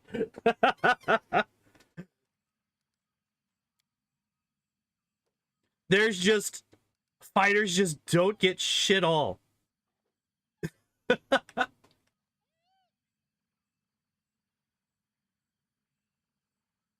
What are you talking? Wait, what?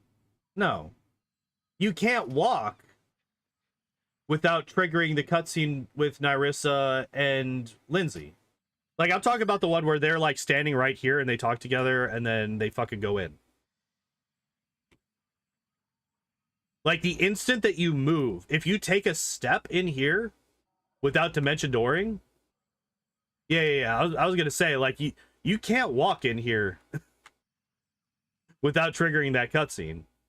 And also, if you're legendary proportioned, you will automatically trigger the cutscene. So yeah, you like spawn in here and you have to dimension door twice to get here and instantly interact with this. And yeah, there is no other, there's nobody else here. Oh no, not the one where they kill Lindsay. No. That's inside. That's inside. We don't no. Not that one.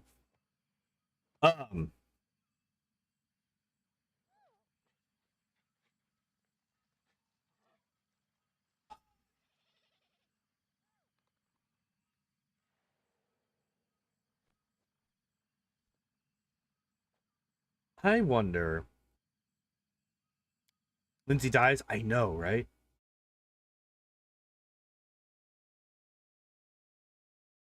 We're gonna pop open a game that I have not popped open since January. Wow.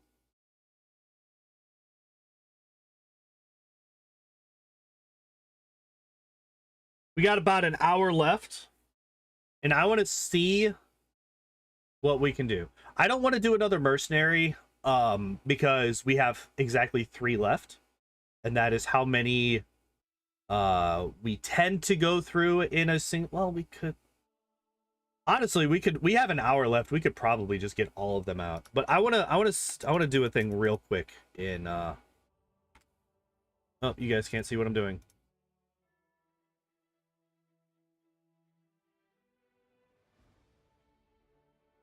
OBS, there we go.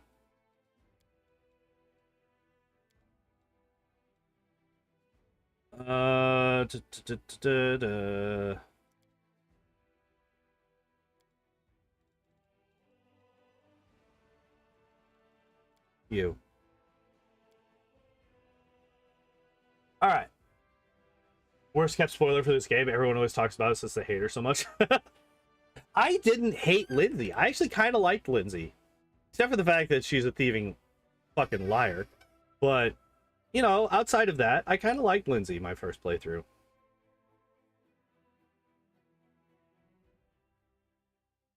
Octavia, Akundo, Jubilost, Nok-Nok, and Crimson Fury, right? Did I miss anyone? Yeah. Although Nok-Nok kind of fell off because of the really bad choices that they consistently made with his rogue talents. All right, so what we're gonna do is party me respec. Still gonna be this.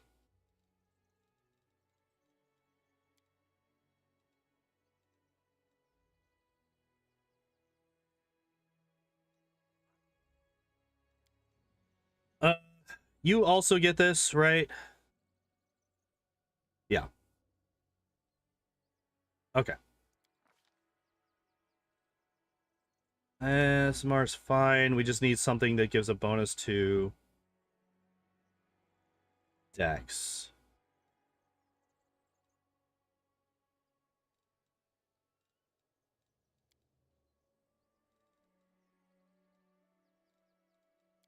Yeah. We'll just do Muse Touch. It's fine. Doesn't matter. That. Fuck it and fuck it. I don't know. Doesn't matter. Literally nothing else matters except for the Dex. That's all we care about.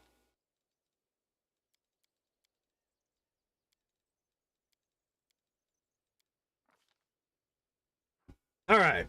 So, first things first.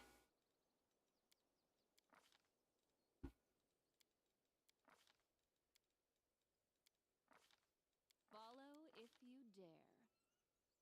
You should have run. All right.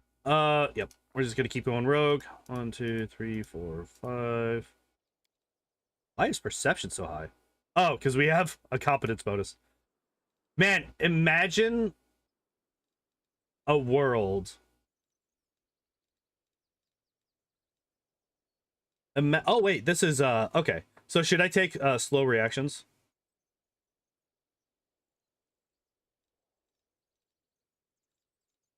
Weakening wound is actually like incredibly strong too, especially on a fucking legend character, because it's character level, right?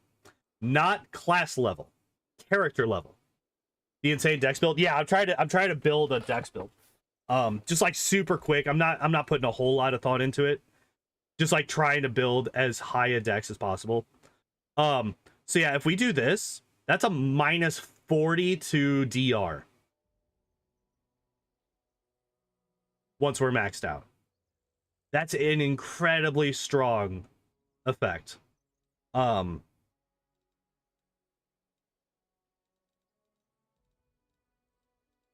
you know what? Fuck it. We'll just take that as our first one. Hate short races. Be cool if you could romance Lindsay or Nura after you save her in Wrath. Feel like she would have been a good trickster companion.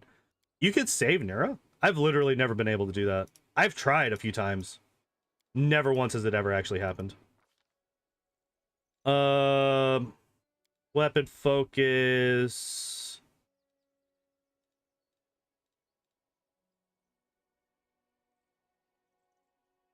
It doesn't fucking matter. I don't know why I'm thinking about this so bad.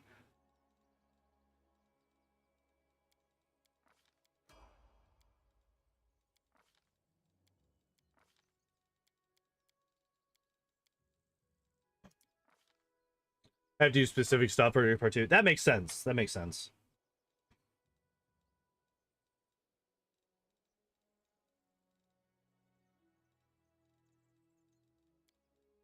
I would take that.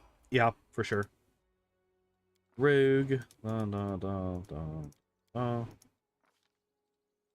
Strike for sure. I'm not fucking stupid. 3 conversations you need to unlock? Oh, okay.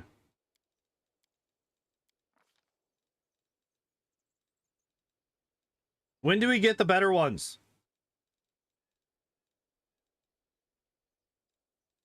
Was unbalancing? Oh, nah, we're not doing that. Canny Observer. I think it's fine. Could also go for Combat Trick. Get some power attack going. Actually, you know what? We'll take Dodge. Dodge is fine.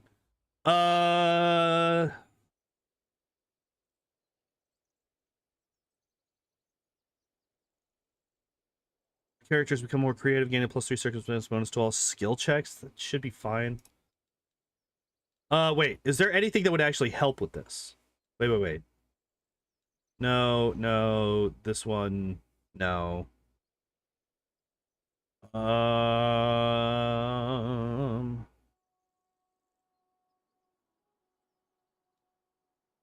no. Hey, kidding. What's up, Shelby? It's our first Shelby appearance for the day. Close to the abyss. Extra sneak attack. Is there really? Oh, yeah. That's fair. That's fair.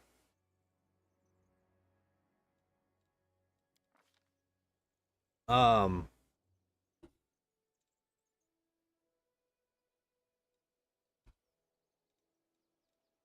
what do we do here? Hi, kitten. Brutality incarnate. Double down on the horn attack. Um,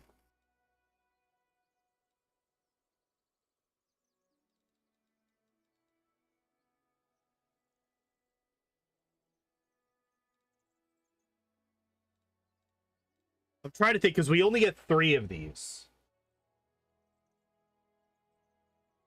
Always a chance? No. I refuse.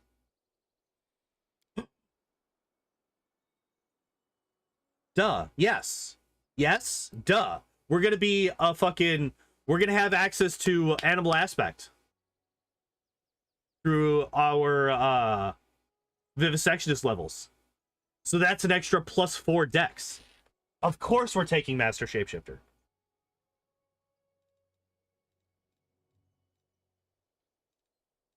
Might be that and Ever Ready, maybe?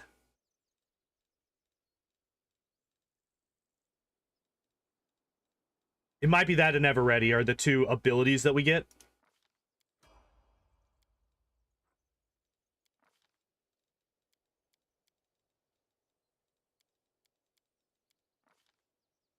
All right. Double slice, yeah. I don't know why this isn't recommended. That's actually really fucking weird. Okay.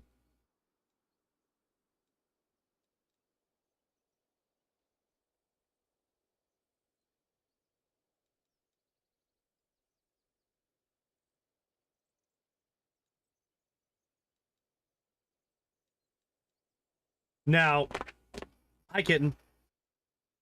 Hey Zins, we are currently trying for feral mutagen.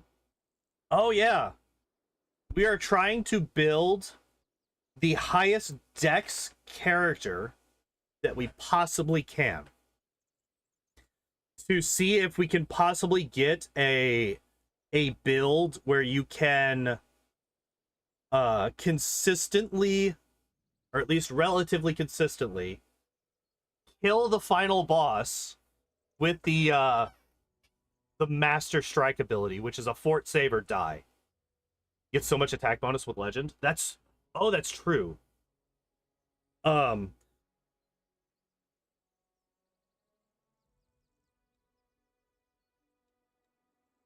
there anything that could potentially give us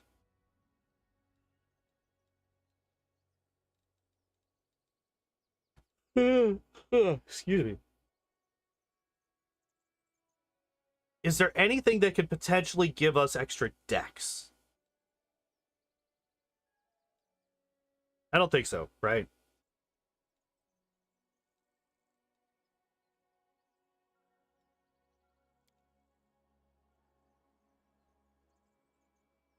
Or yeah, it's an extra. Yeah, that adds up a lot. Yeah.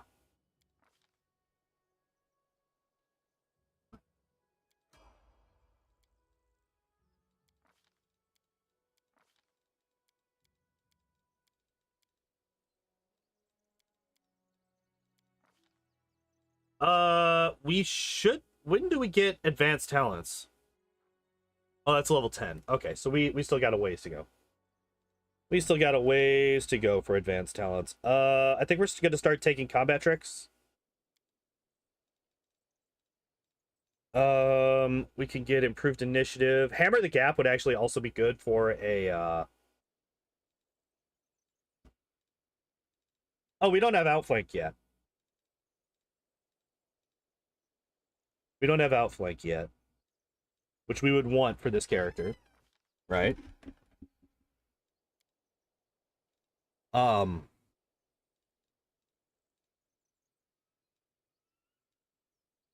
yeah.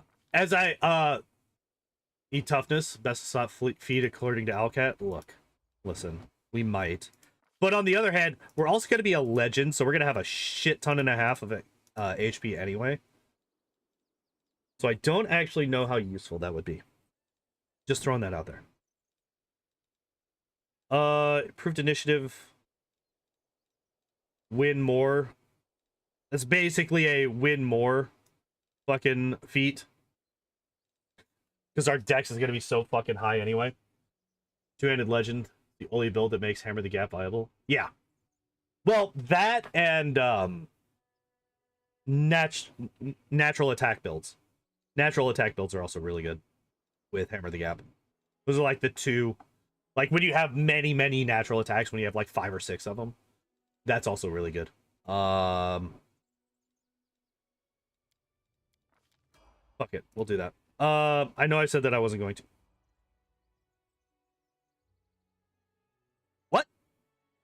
Wait, what just happened? Wait, what just happened? Wait, what just happened? Why did it just fucking... What the fuck? Why did it not let me take a... Oh, because I went legend. So I only got the one, so I didn't get ever ready. Shit. Okay, so we need combat reflexes then. Instead. Yeah. I was expecting a second legendary mythic ability. That was the issue. Okay, so first off, crippling strike. We're going to be getting crippling strike, dispelling attack, and weakening or wearying strike for sure. Probably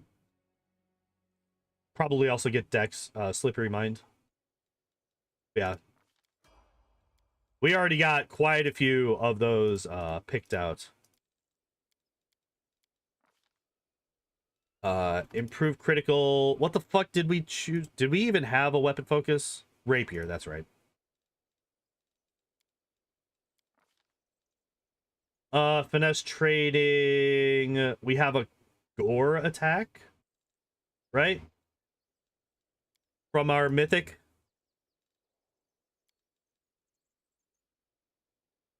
Is it a bite or a gore from the mythic?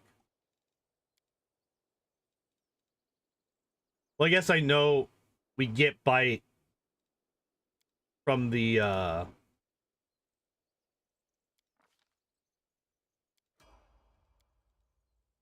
mutagen gives bite, gore for demon. Okay, so we'll get gore for this one.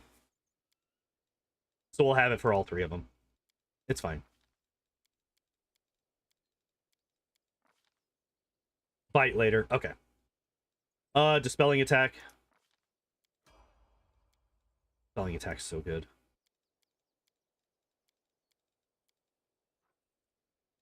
Oh, we got one more.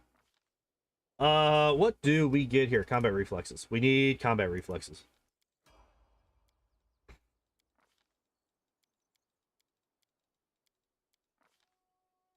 Then we're gonna get wearying strike.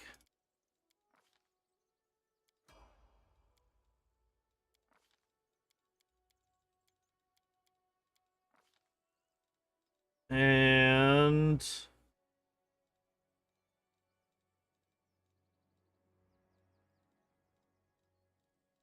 what do we grab now?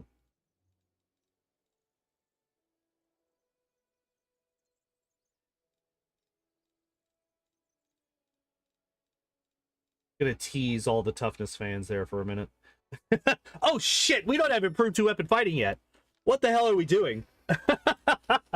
We're level 15 and we don't have improved 2-weapon fighting yet. Oops.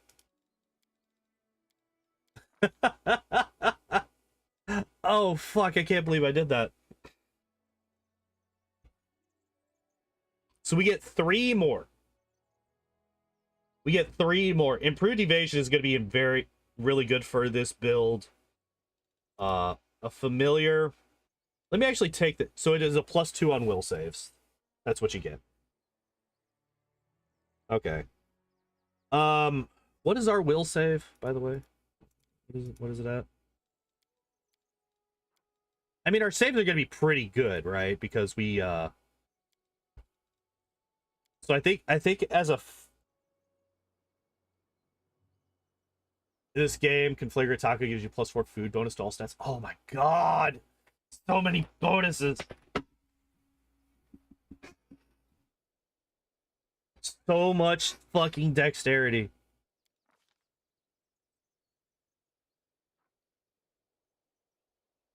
Oh my god, we also get +4 because we're legend. I forgot that legend does that. It just gives you a +4 to all stats. What did we get to? We got to like 30. We got to like 35 or something like that. So it would be like 36, right? So, oh my god, we're gonna have like a 40 dex. +40 dex.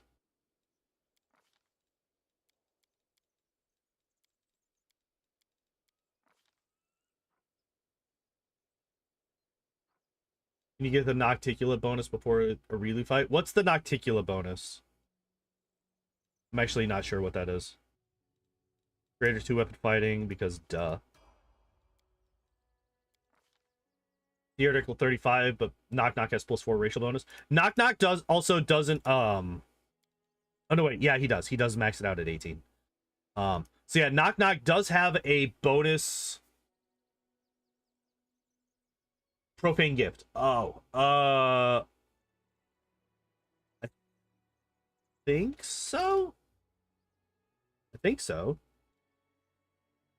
All right. So what do we get here? We could get double debilitation. We could get slippery mind.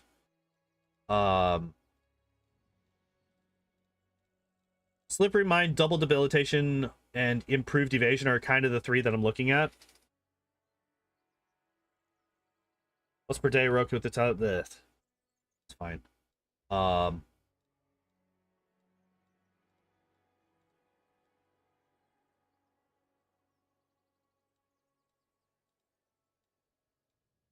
Hmm.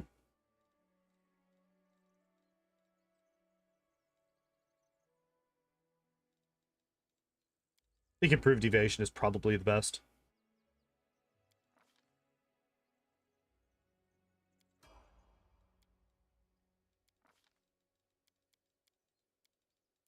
Oh wait, you get other no. I'm trying to think. Do the discoveries, they kind of overlap with rogue talents at times, don't they? You profane bonus to your highest stat, but you need to impress that high society succubus. I've never gotten that naked. Oh yeah, because you got to do like 4 or 5 different things to get her to give it to you, right? Don't like you following Iomade. You lose it as legend. Nock doesn't like you following Iomade. That's interesting. What exactly does her gift do? What do I take at this point? What do I take at this point?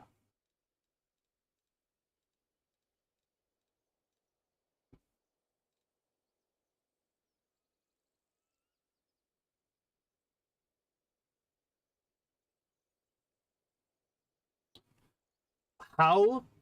Wait. How does this interact? How does this interact with dispelling attack?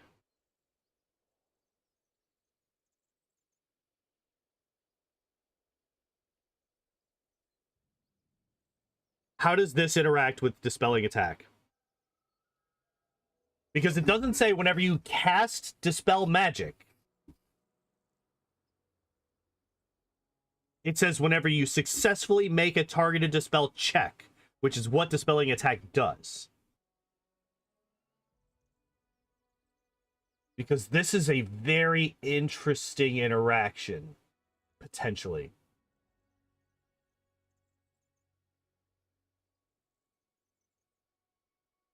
I could test. I could.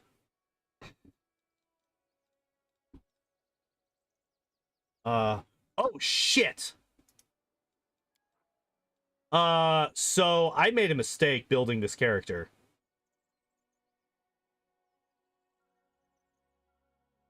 Well,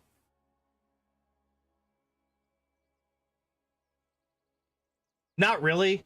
I gave them 13 intelligence. I should have gotten their intelligence to 16. So that we could actually get all of the... No, Nightmaster. No. That doesn't matter. We can't... Without a headband, we can't cast all of our alchemist spells. We're just gonna get Hammer the Gap, because fuck it. And then Gore for the last one here. Oh, wait, we can. We can because of the legend bonus. Never mind. I lied. Haha. I got you. I got you. Y'all thought that I was dumb. But in fact, I was dumb in a different way. Okay, so do we get Slippery Mind?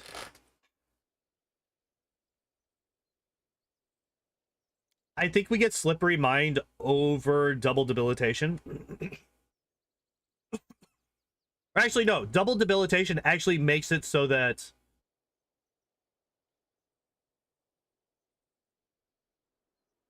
Wait, let me go to this. Okay, let me actually take a look at what these do. -2 on attack rolls, -2 on attack rolls. It makes against the rogue. The maximum -8. Oh, against the rogue. Okay. Minus penalty to AC. Actually, I don't think that. Excuse me. I don't think that matters as much because we're just going to be using Bewildered the entire time, right? So double debilitation is not that big of a deal. If there was a -2 saves, I know, right? It'd be so good.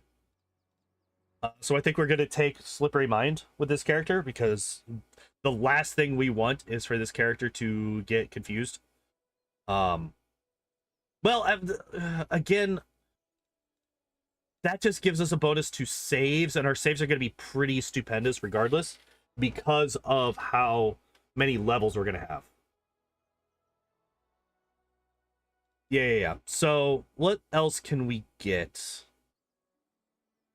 Not provoke attacks of R2 with standing up from prone. Not that big of a deal. Combat trick. Could we just grab another combat trick potentially? Take lunge maybe.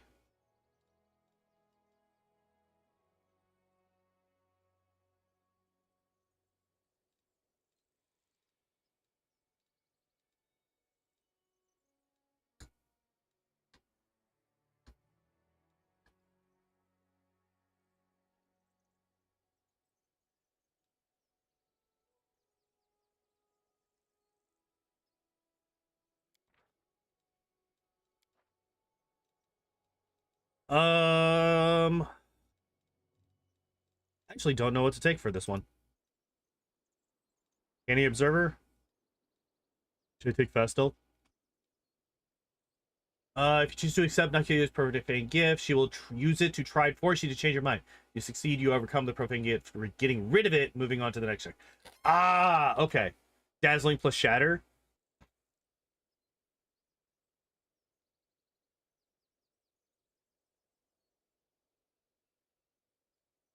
Okay, so we don't have the profane gift if we become a legend, but we can get that necklace still. Does anybody know the name of the necklace?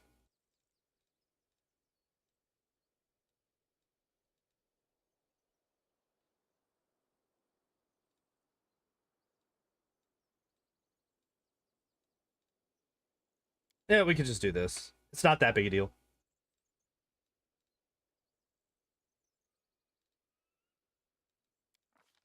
This would basically make... This would basically... This would give my will saves a +9 on top of what they already have. Alright, Alchemist, Vivisectionist, because obviously we're going to be continuing to add to Sneak Attack. So the Alexia's Magnifying... Alright, so I'm going to look that up real quick. The Alexia's Magnifying... There we go. It's +2 to the highest current ability score. Okay. Ah, only 4 for this, huh? Okay.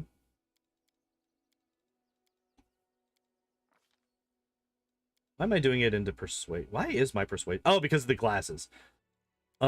If we do this, that's only a 28, which is still higher than the knowledge world. Why?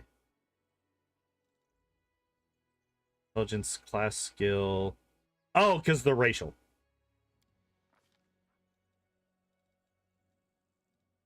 All right.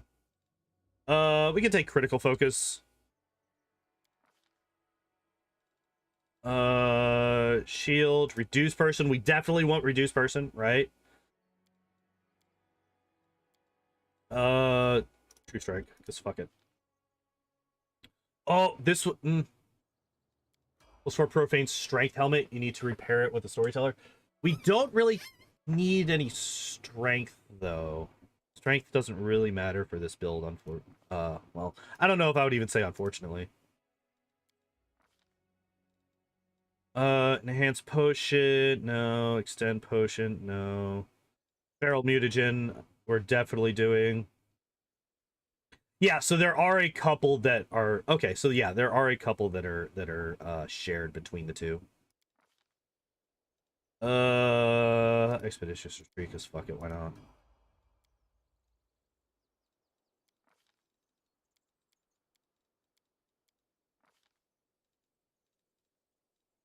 Bleeding critical, blinding critical.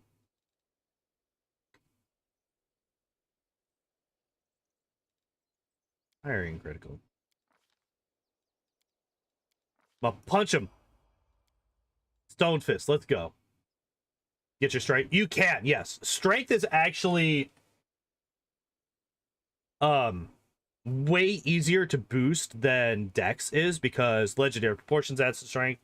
There's not really a legendary proportions for Dex outside of the trickster spell. I can't remember the name of it. But yeah, that's basically the only I even grab here. We could take infusion, I guess. I don't know. Doesn't actually matter at all, right? Combat trick. Fuck it. We have so many feats though. I think you do. I would assume you do. Animal aspect. We need this one. So we're gonna grab that one first, just so that we know that we have it.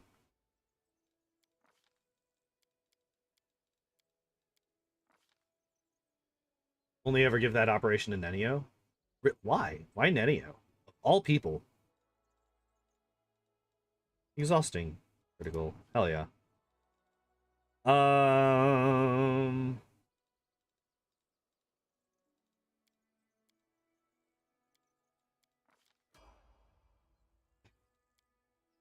She asked for it, does she really? Oh yeah, because she's a fucking idiot.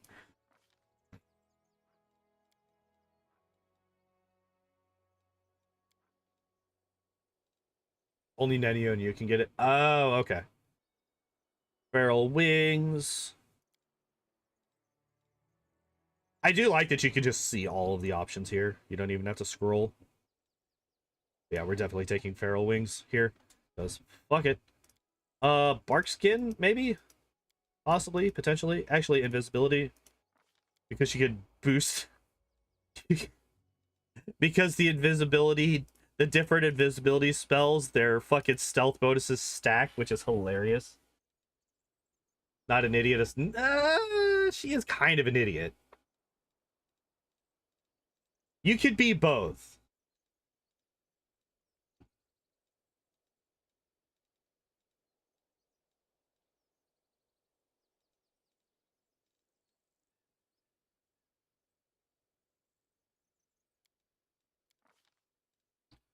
All right. What level 3 spell?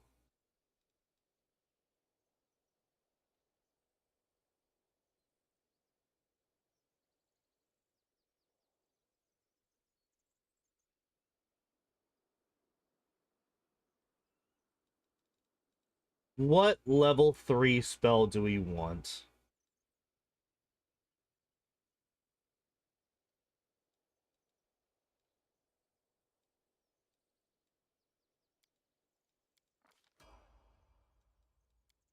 Placement.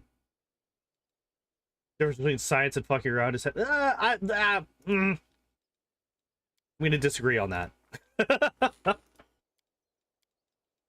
There is a lot more to science than just writing it down. The puzzles at the end are really rough. Yeah, that's true. I am kind of done with all of these until we get to the greater discoveries.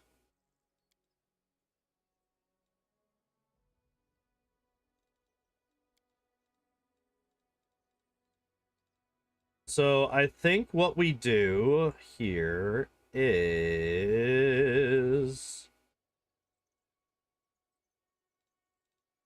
Wait, is critical mastery not... here. Interesting. We could, or what, level 8? Somebody mentioned dazzling display, shatter defenses. It's not a bad idea. Haste. Probably should have gone heroism there, but fuck it. Like those spells don't matter. Not really. Frightening ambush.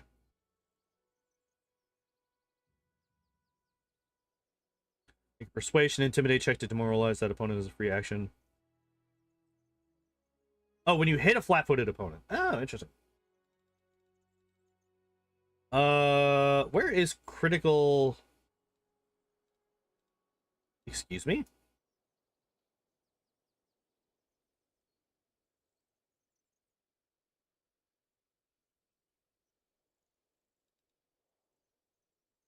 Oh, fuck! I didn't realize critical mastery was a fighter-only feat. Oh, Jesus. Alright, well, that's a failure on my end. Oh, well. Here we go. We'll finally give the toughness fans what they want. There you go. You got your toughness.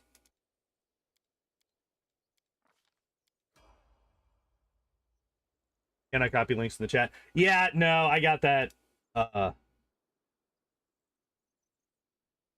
Yeah. Gotta keep that in check. Because unfortunately, people are assholes. We're just gonna continue doing combat tricks.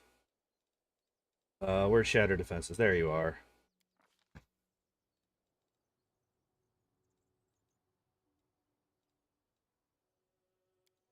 Greater invisibility is like one of the best things for a character like this.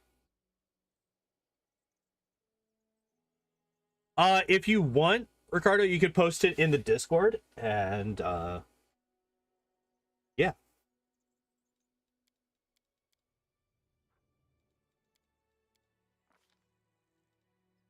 Frightening ambush. That's not a terrible thing for me to grab. Spell synergy. Nah. Destructive spell. Oh yeah, we were talking about this earlier. Unless I find another one, I think we're just gonna take that. Yeah, I think we're just gonna take that. Could still grab animal aspect greater. I don't think that there's a net that's necessary to grab animal aspect greater, actually. I think just having animal aspect is enough.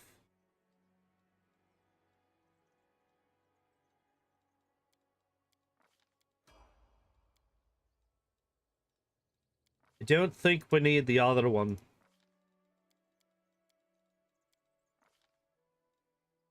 Alright. Greater mutagen, 100%. Like, immediately. Any creature that bites the alchemist makes make a fort save, throw it or be nauseated for 1d4 rounds. What is the fort save against? Like, that's the kind of stuff that frustrates me a bit. Is it will tell you, hey, this is making a fort save, but it doesn't tell you what the save DC is being calculated as. I would assume that it's like 10 plus your, half your level, like the same thing that most abilities are. 10 plus half your level plus your ability mod for that spellcaster. So it would be 10 plus my alchemist level plus my intelligence, which is not that high.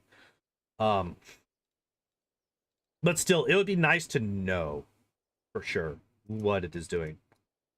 Stone skin. Give me that DR.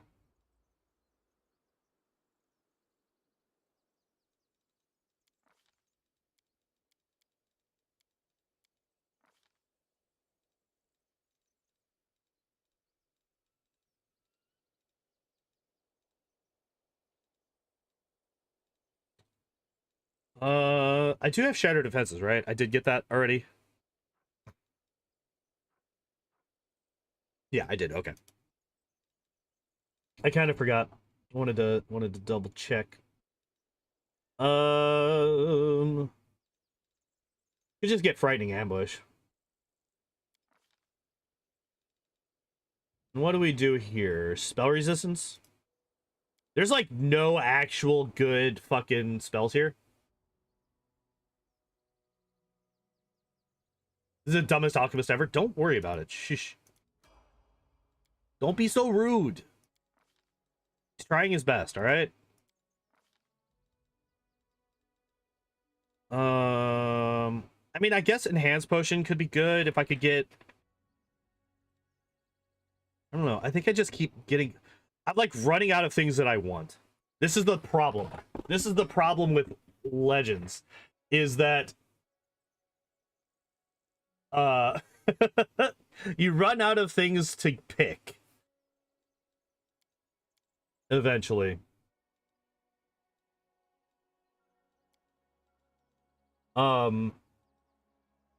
Well, that point blank shot is still a fucking thing that it's trying to sell me. Fuck off.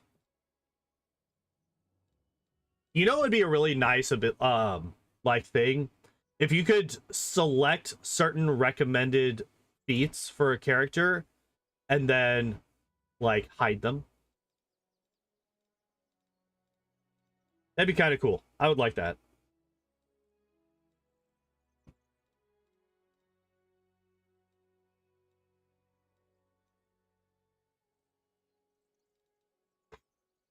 Just take lunge. Yeah, that's kind of what I was. That's kind of why I was like scrolling back and forth past it. Yeah. Cure mode. Yeah, let's just get a healing spell because fuck it, why not? Vivisectionist.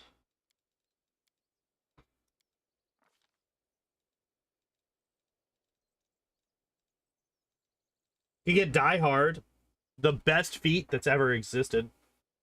Did it for the first time without guys the whole Nenio dungeon.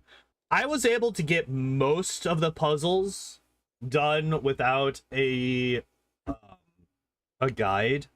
There were just a couple of them that just fucking melted my brain.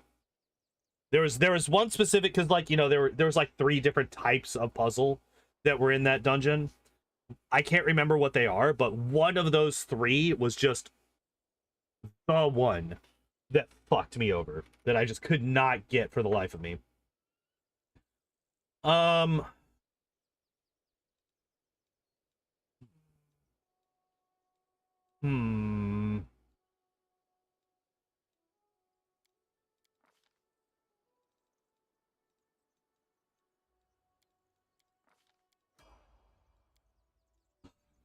If y'all could start giving me not those spells, I'd be much appreciative. Very much appreciated. Double wings? I don't know. Grand mutagen, there we go. We got the thing. And then, oh, so those are only +6. So you only get the like super duper duper hyper mutagen at level 20. That's right. Legendary proportions. Yeah.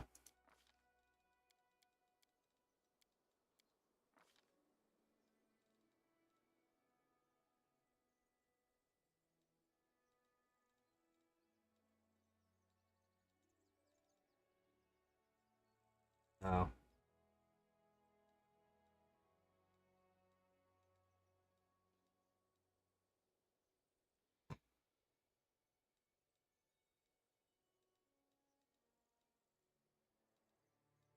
We could just start taking skill focus and stuff, right?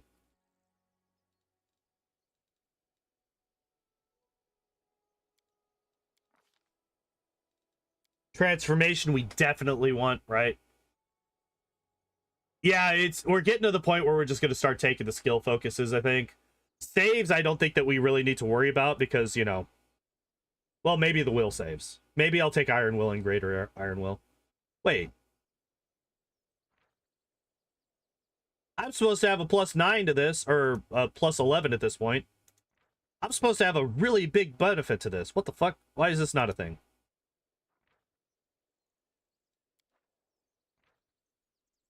Excuse me. I disagree, video game.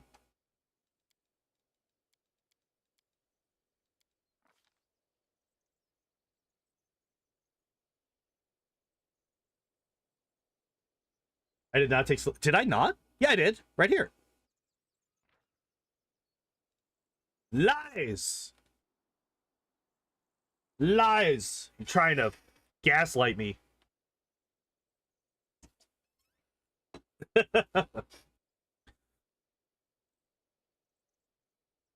Oh, against mind-affecting conditions.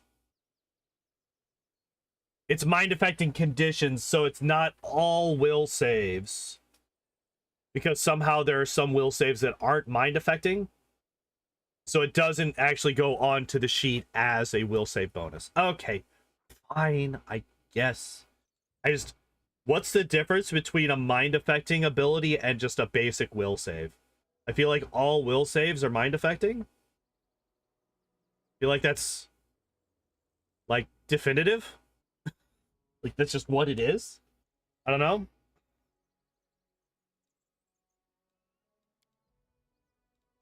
Anyway.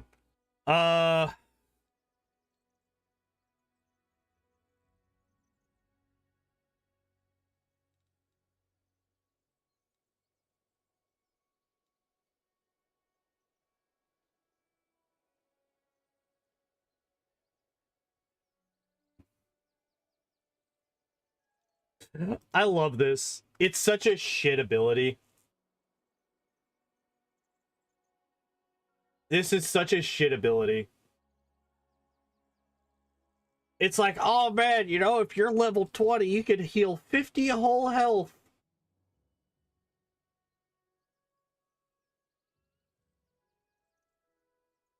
Over 10 rounds.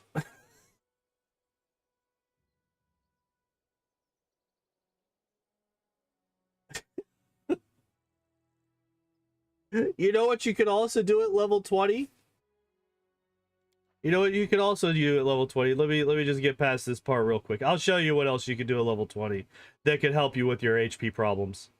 Let me just give me a second. I'll tell you. I'll show you what you could do. I'll show you what you could do. Oh, you know what? Fuck it. Armor focus, light armor focus. You know what you could do? You could use heal. You could just cast the heal spell and heal 3 times that health at once. Just throwing that out there. Building a mounted fighter at level 11 and found out a war horse. Challenge rating half, costs 400. And an elephant. Also listed under mounts, costs 200. Is challenge rating 4. Look. Listen. Look. Listen. Elephant might be harder to control, maybe? Might be more likely to, fucking do whatever it wants and not listen to you or something. I don't know. Oh yeah, I was gonna grab Iron Will. What level am I? I'm level 39. Holy shit.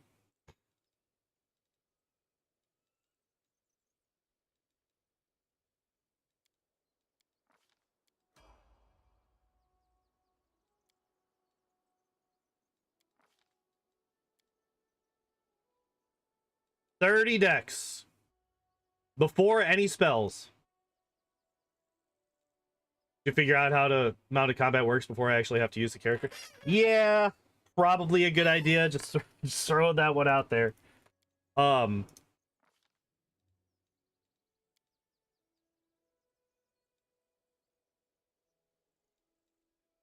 no, we're definitely taking this. We're definitely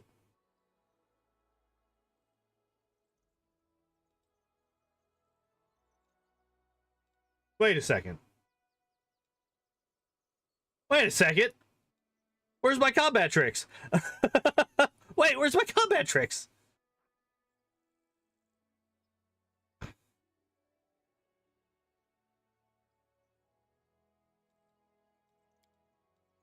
I've been denied. I've been denied my combat tricks.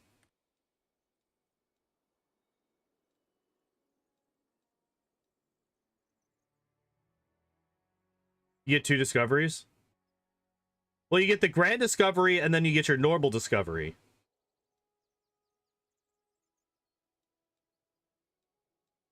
Fuck it. I don't know. None of those are really that big of a deal. Walk through space, because fuck it, why not? Also not a big deal.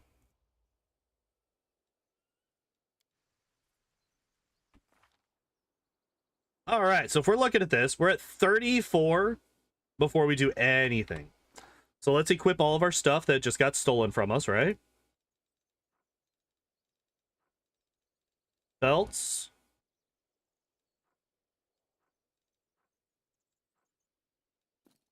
Only care about decks. So we're already at 40. Before we do anything else, we're already at 40.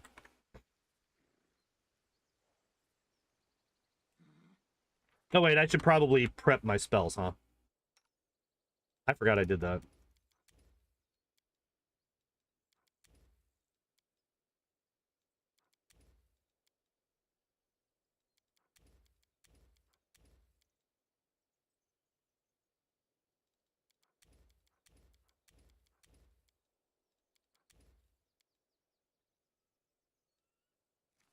I saw a few slots. Shut up.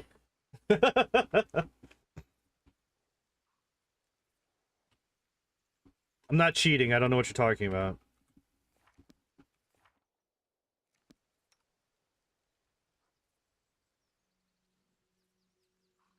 All right. Abilities.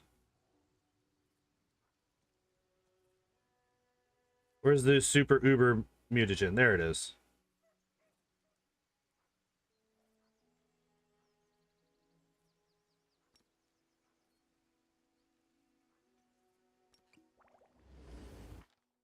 So we're currently at 19. Go away, go away, go away.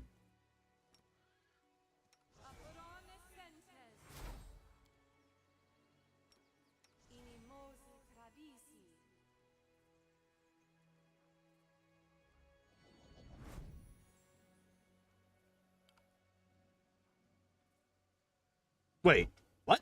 What do you mean no suitable spell slots? What do you mean no suitable spell slots? Lies! Oh, shit. Oops.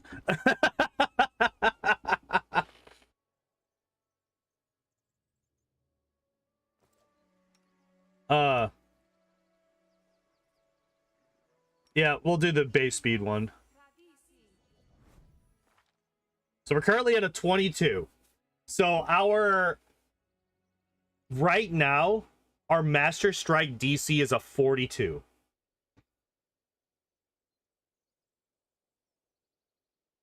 Web Strider is its name? Okay.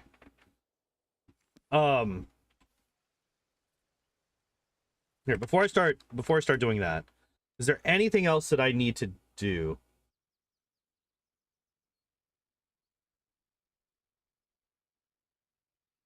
Oh, this is a toggle thing. I didn't realize this was a toggle thing. Oh, shit. All right, what does this do? +1 mythic, bonus to attack rolls for 3 mythic ranks. Da, da, da, da, da, da, da, da.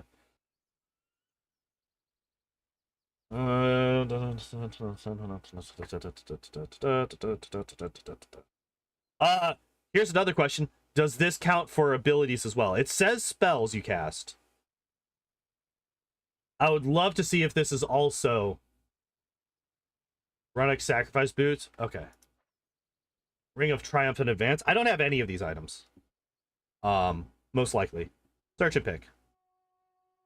So it's going to take about 1,000 years for this thing to load all the stuff.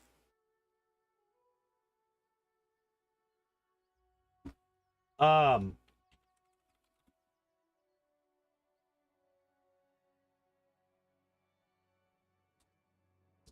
you spawn them? I can, yes. With this, what I'm doing right now, I can grab them. I just don't have any of them right now. So we're trying to okay.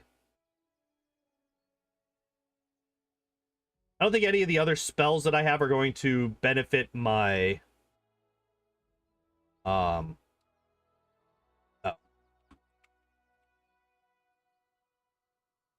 What?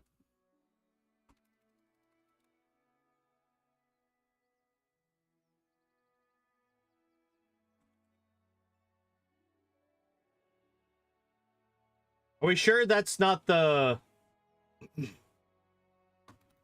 that's the actual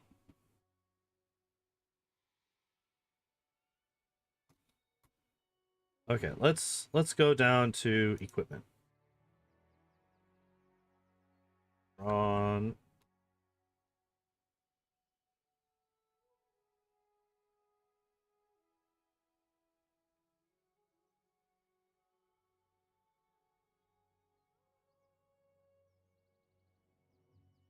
why?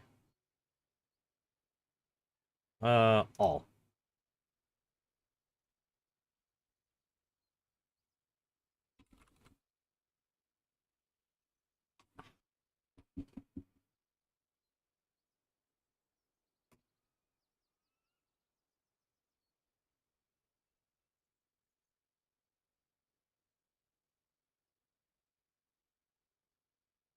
Armor? Maybe? Oh, it's Ron. Okay.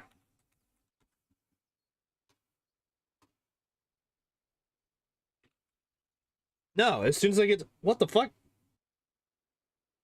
Equipment. All. R-O-N-N. There it is. Add one. There we go. Okay. There we go. Ring of Triumphant Advance. Add one. What were the other things? Alexia. Magnifying our amulet. Web Strider.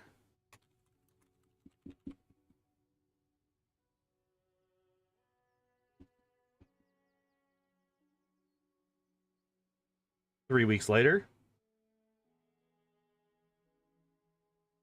There's two of them. I'm not sure which one, so we're gonna grab both. Okay. What else? Ulfric's final quest that gives you... What is that ring? Is that the Ring of Triumphant Advance, or is that a different one?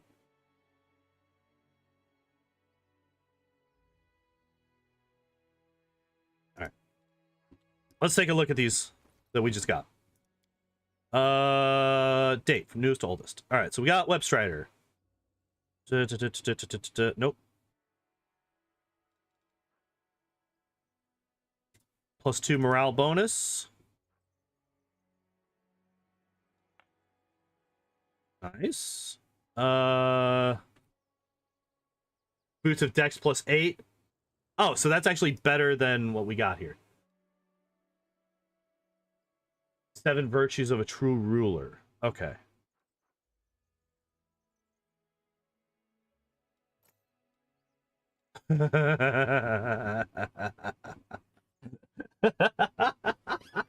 So, with all of this, we have gotten to a roughly 50-50 to murder Arilu Vorlesh with a single hit. Why am I trying to do that? We're not trying to do that. All right. What was it? The 7 virtues. There we go.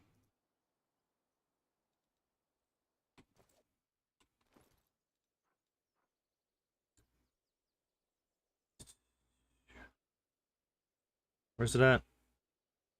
Oh, here. Let's just do this.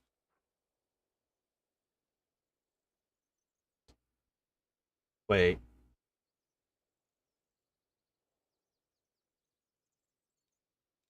Info. Okay, here we go. The mirror, if the mythic path has no such ability, the power of the ring attempts to perfect the wearer's mind and body, granting +4 inherent bonus to all ability scores. Oh my god. So yeah, 28. Flavor taco bonus. You get to choose some spells to get permanently. Oh, interesting.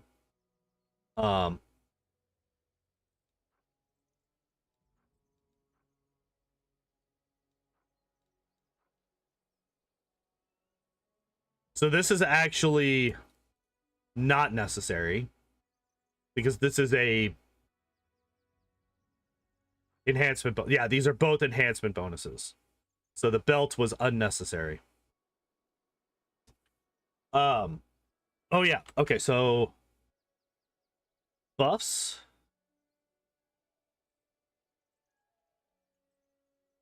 And flagrant. Bad.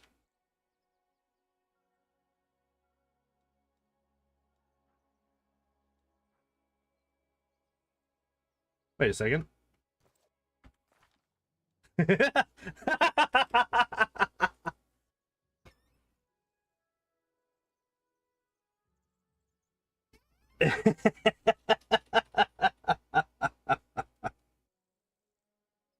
Holy shit.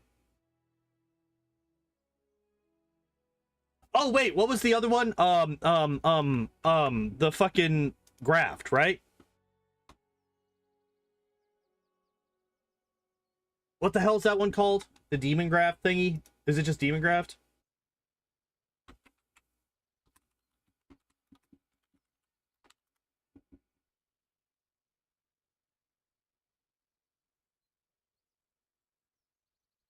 Uh,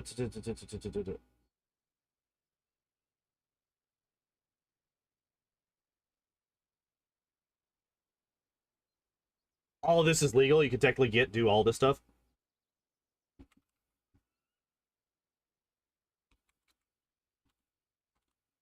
So demon graft won't technically increase my dex, but it will increase my DC.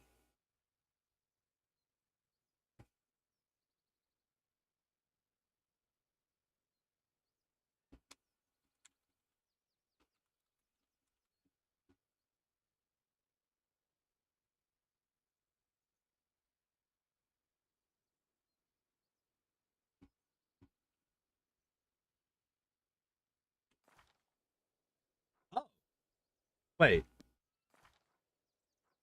Profane gift. What does profane gift do?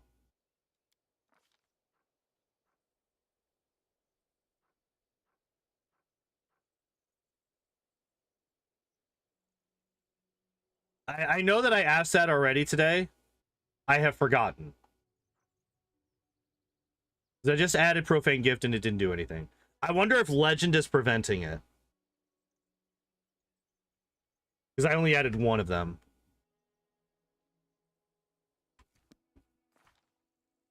Okay, so the second profane gift did work. I have 106 mobility. I have 106 mobility.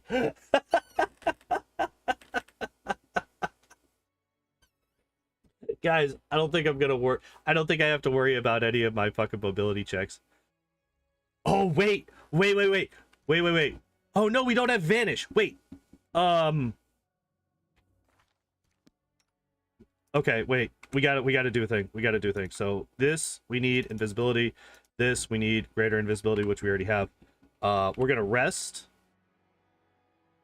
We're gonna rest. And we're gonna use these two spells. All right, so we're gonna do this.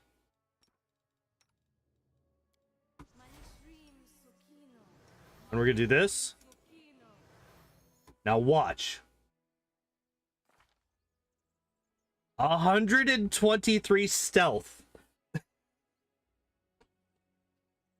Oh wait, we can do better. We can do better. We can do better. We can do better. Where you at?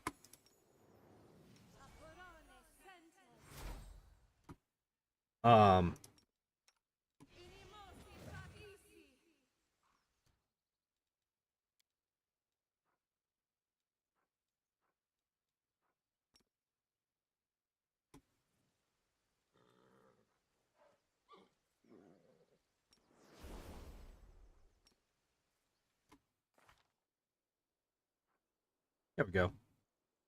127. 127. So we have a 51 DC to our Master Strike.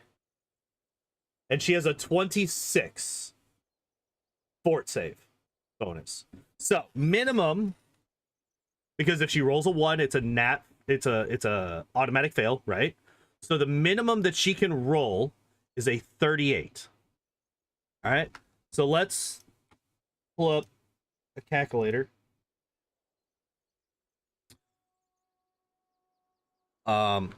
38 minus, what is it, 50, 50, 51? We got 13.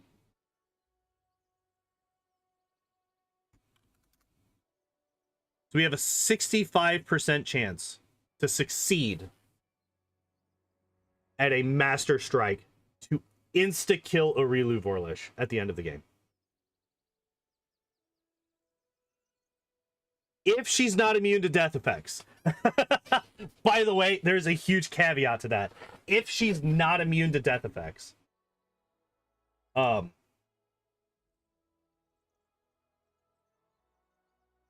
Wait, where's the...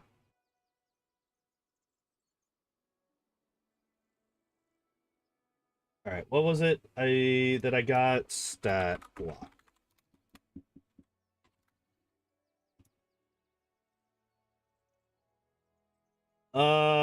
Immunities.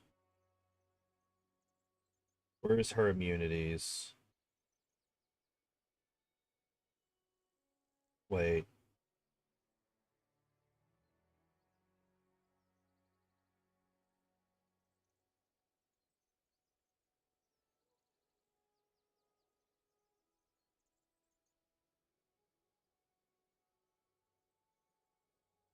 But Discari and Baphomet or not. Oh, and their saves are gonna be so much lower.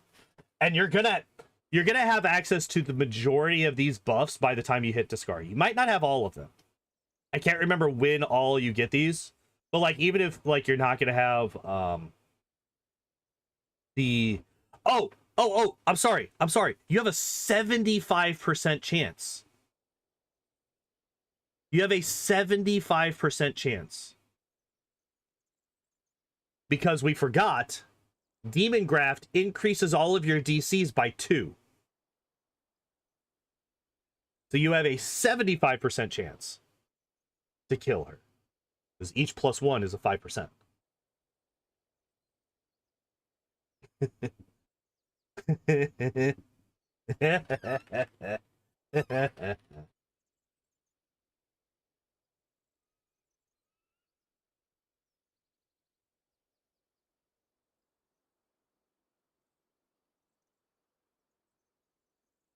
It's so dumb.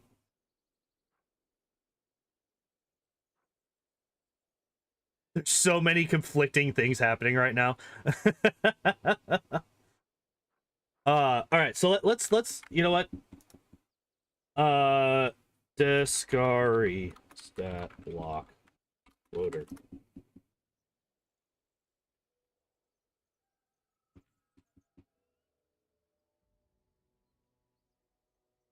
Fort save of 31. He needs a nat 20. Discari needs a nat 20 to save against it.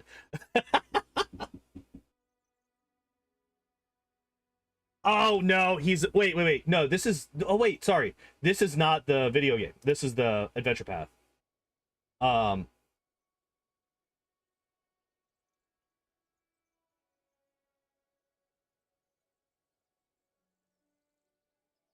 God damn it. I don't care about that.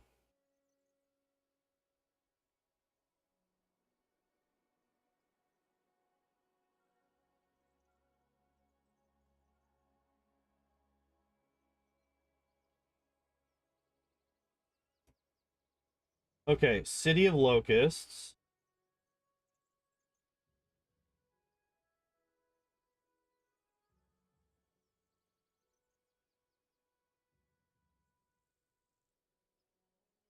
I don't care about this.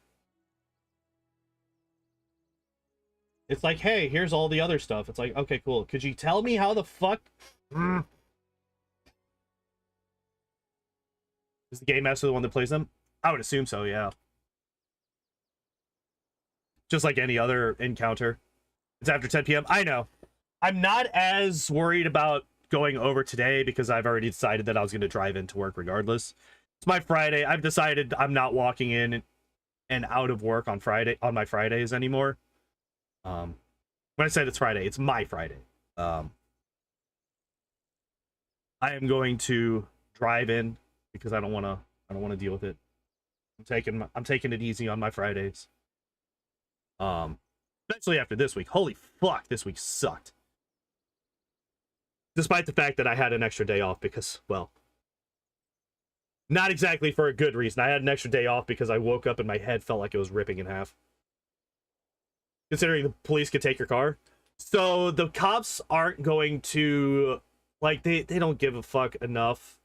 And it's also not the cops that are trying to repossess my car. It's some shitbag tow company that wanted to take advantage of it. And they're not going to do that on Walmart property. They don't want to try to fight that battle.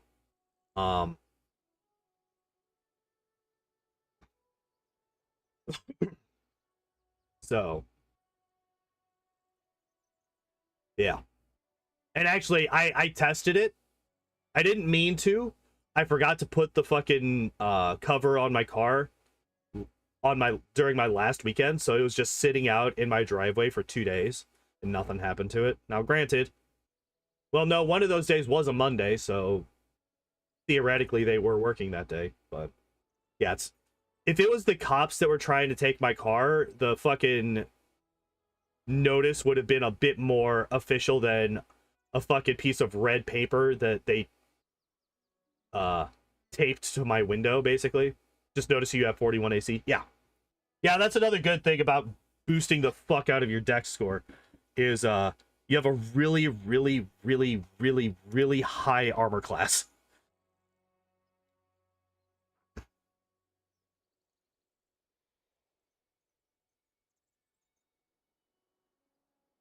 Flat-footed is 30. Touch AC is 23. And like we could boost these higher, right? Because I don't think I have any natural armor right now. So here, let's do this. Let's cast some of the other spells, right? Because oh, I didn't get bark skin. Oh, it doesn't matter. Yeah, because we could get another 4. It's because he has armor on, that limits his dex bonus.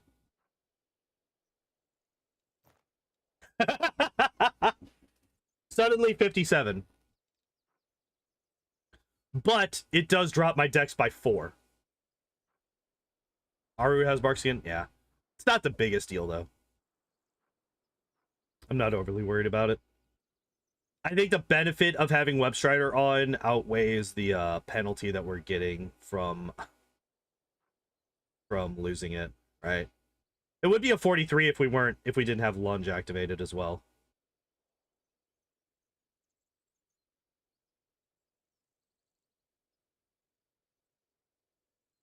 Dodge, dodge, dodge.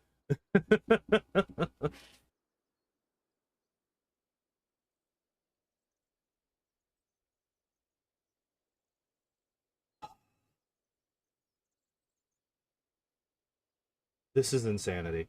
All right, but I do think that we are going to call it here, though.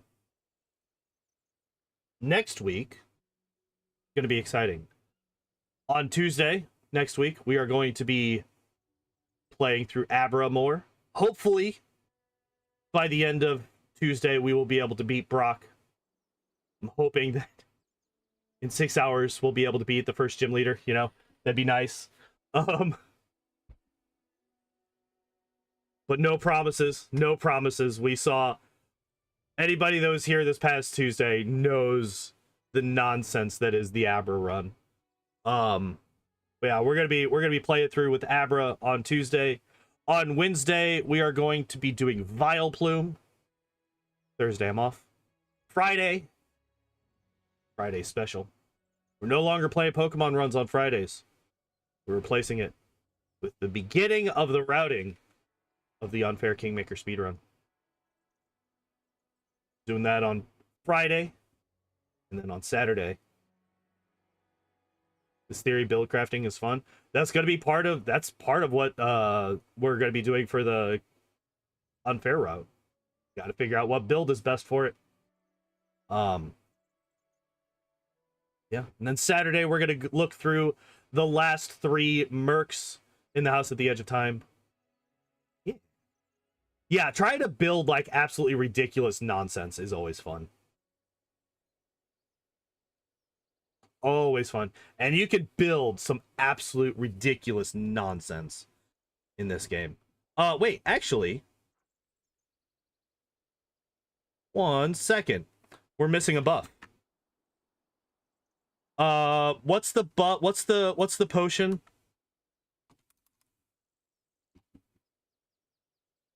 +2 all stats potion loader.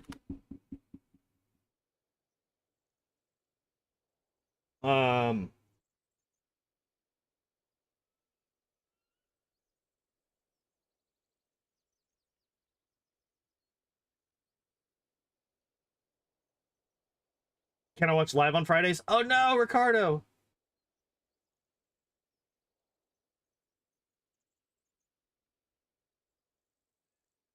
We also don't have the book.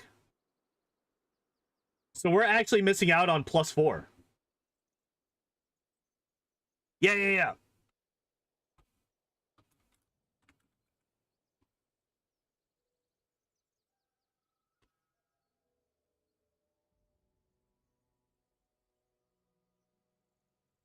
The potion is now an alchemical bonus.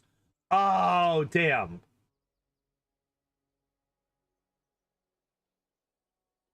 Wait, what do you mean?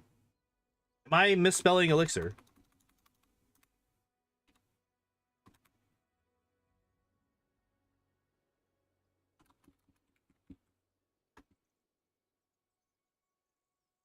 No. I mean, I was then.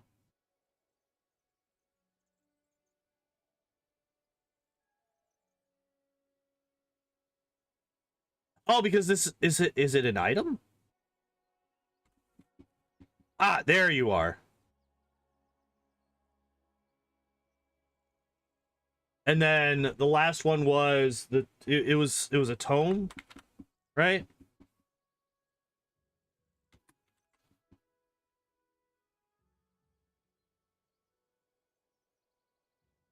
Manual of bodily health, gainful exercise, quickness of action.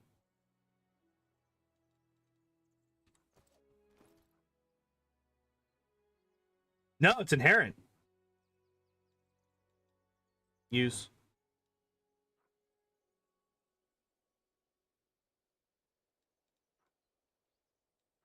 Wait, did I already have whatever?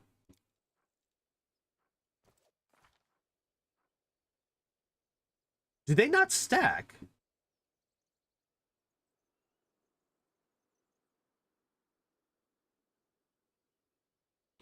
Because apparently I still have another one. And it says a +2 inherent bonus to all ability scores. So do those not stack? Inherent bonuses do not stack. What?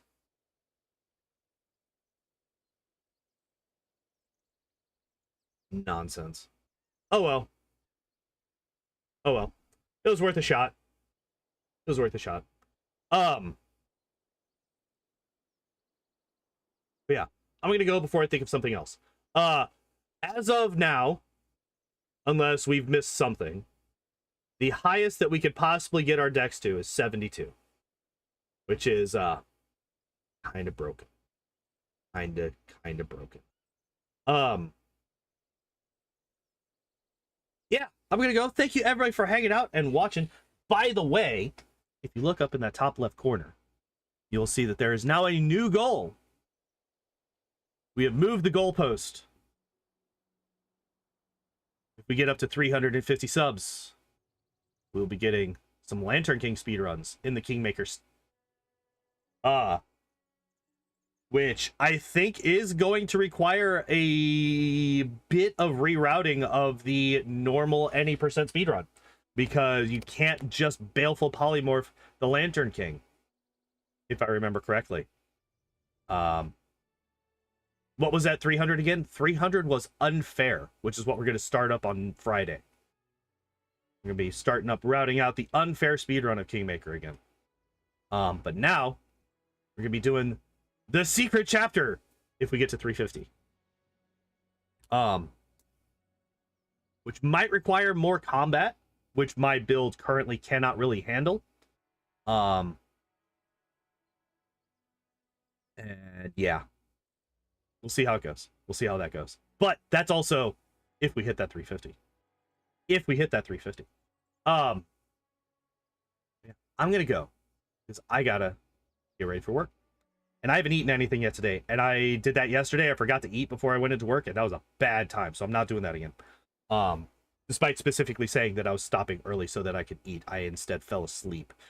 But yeah, I'm gonna go. Thank you everybody for hanging out and watching. I appreciate y'all as always. And as always, I hope you all enjoyed the stream. I hope you all have a good evening, and I hope to see you next time. Bye bye.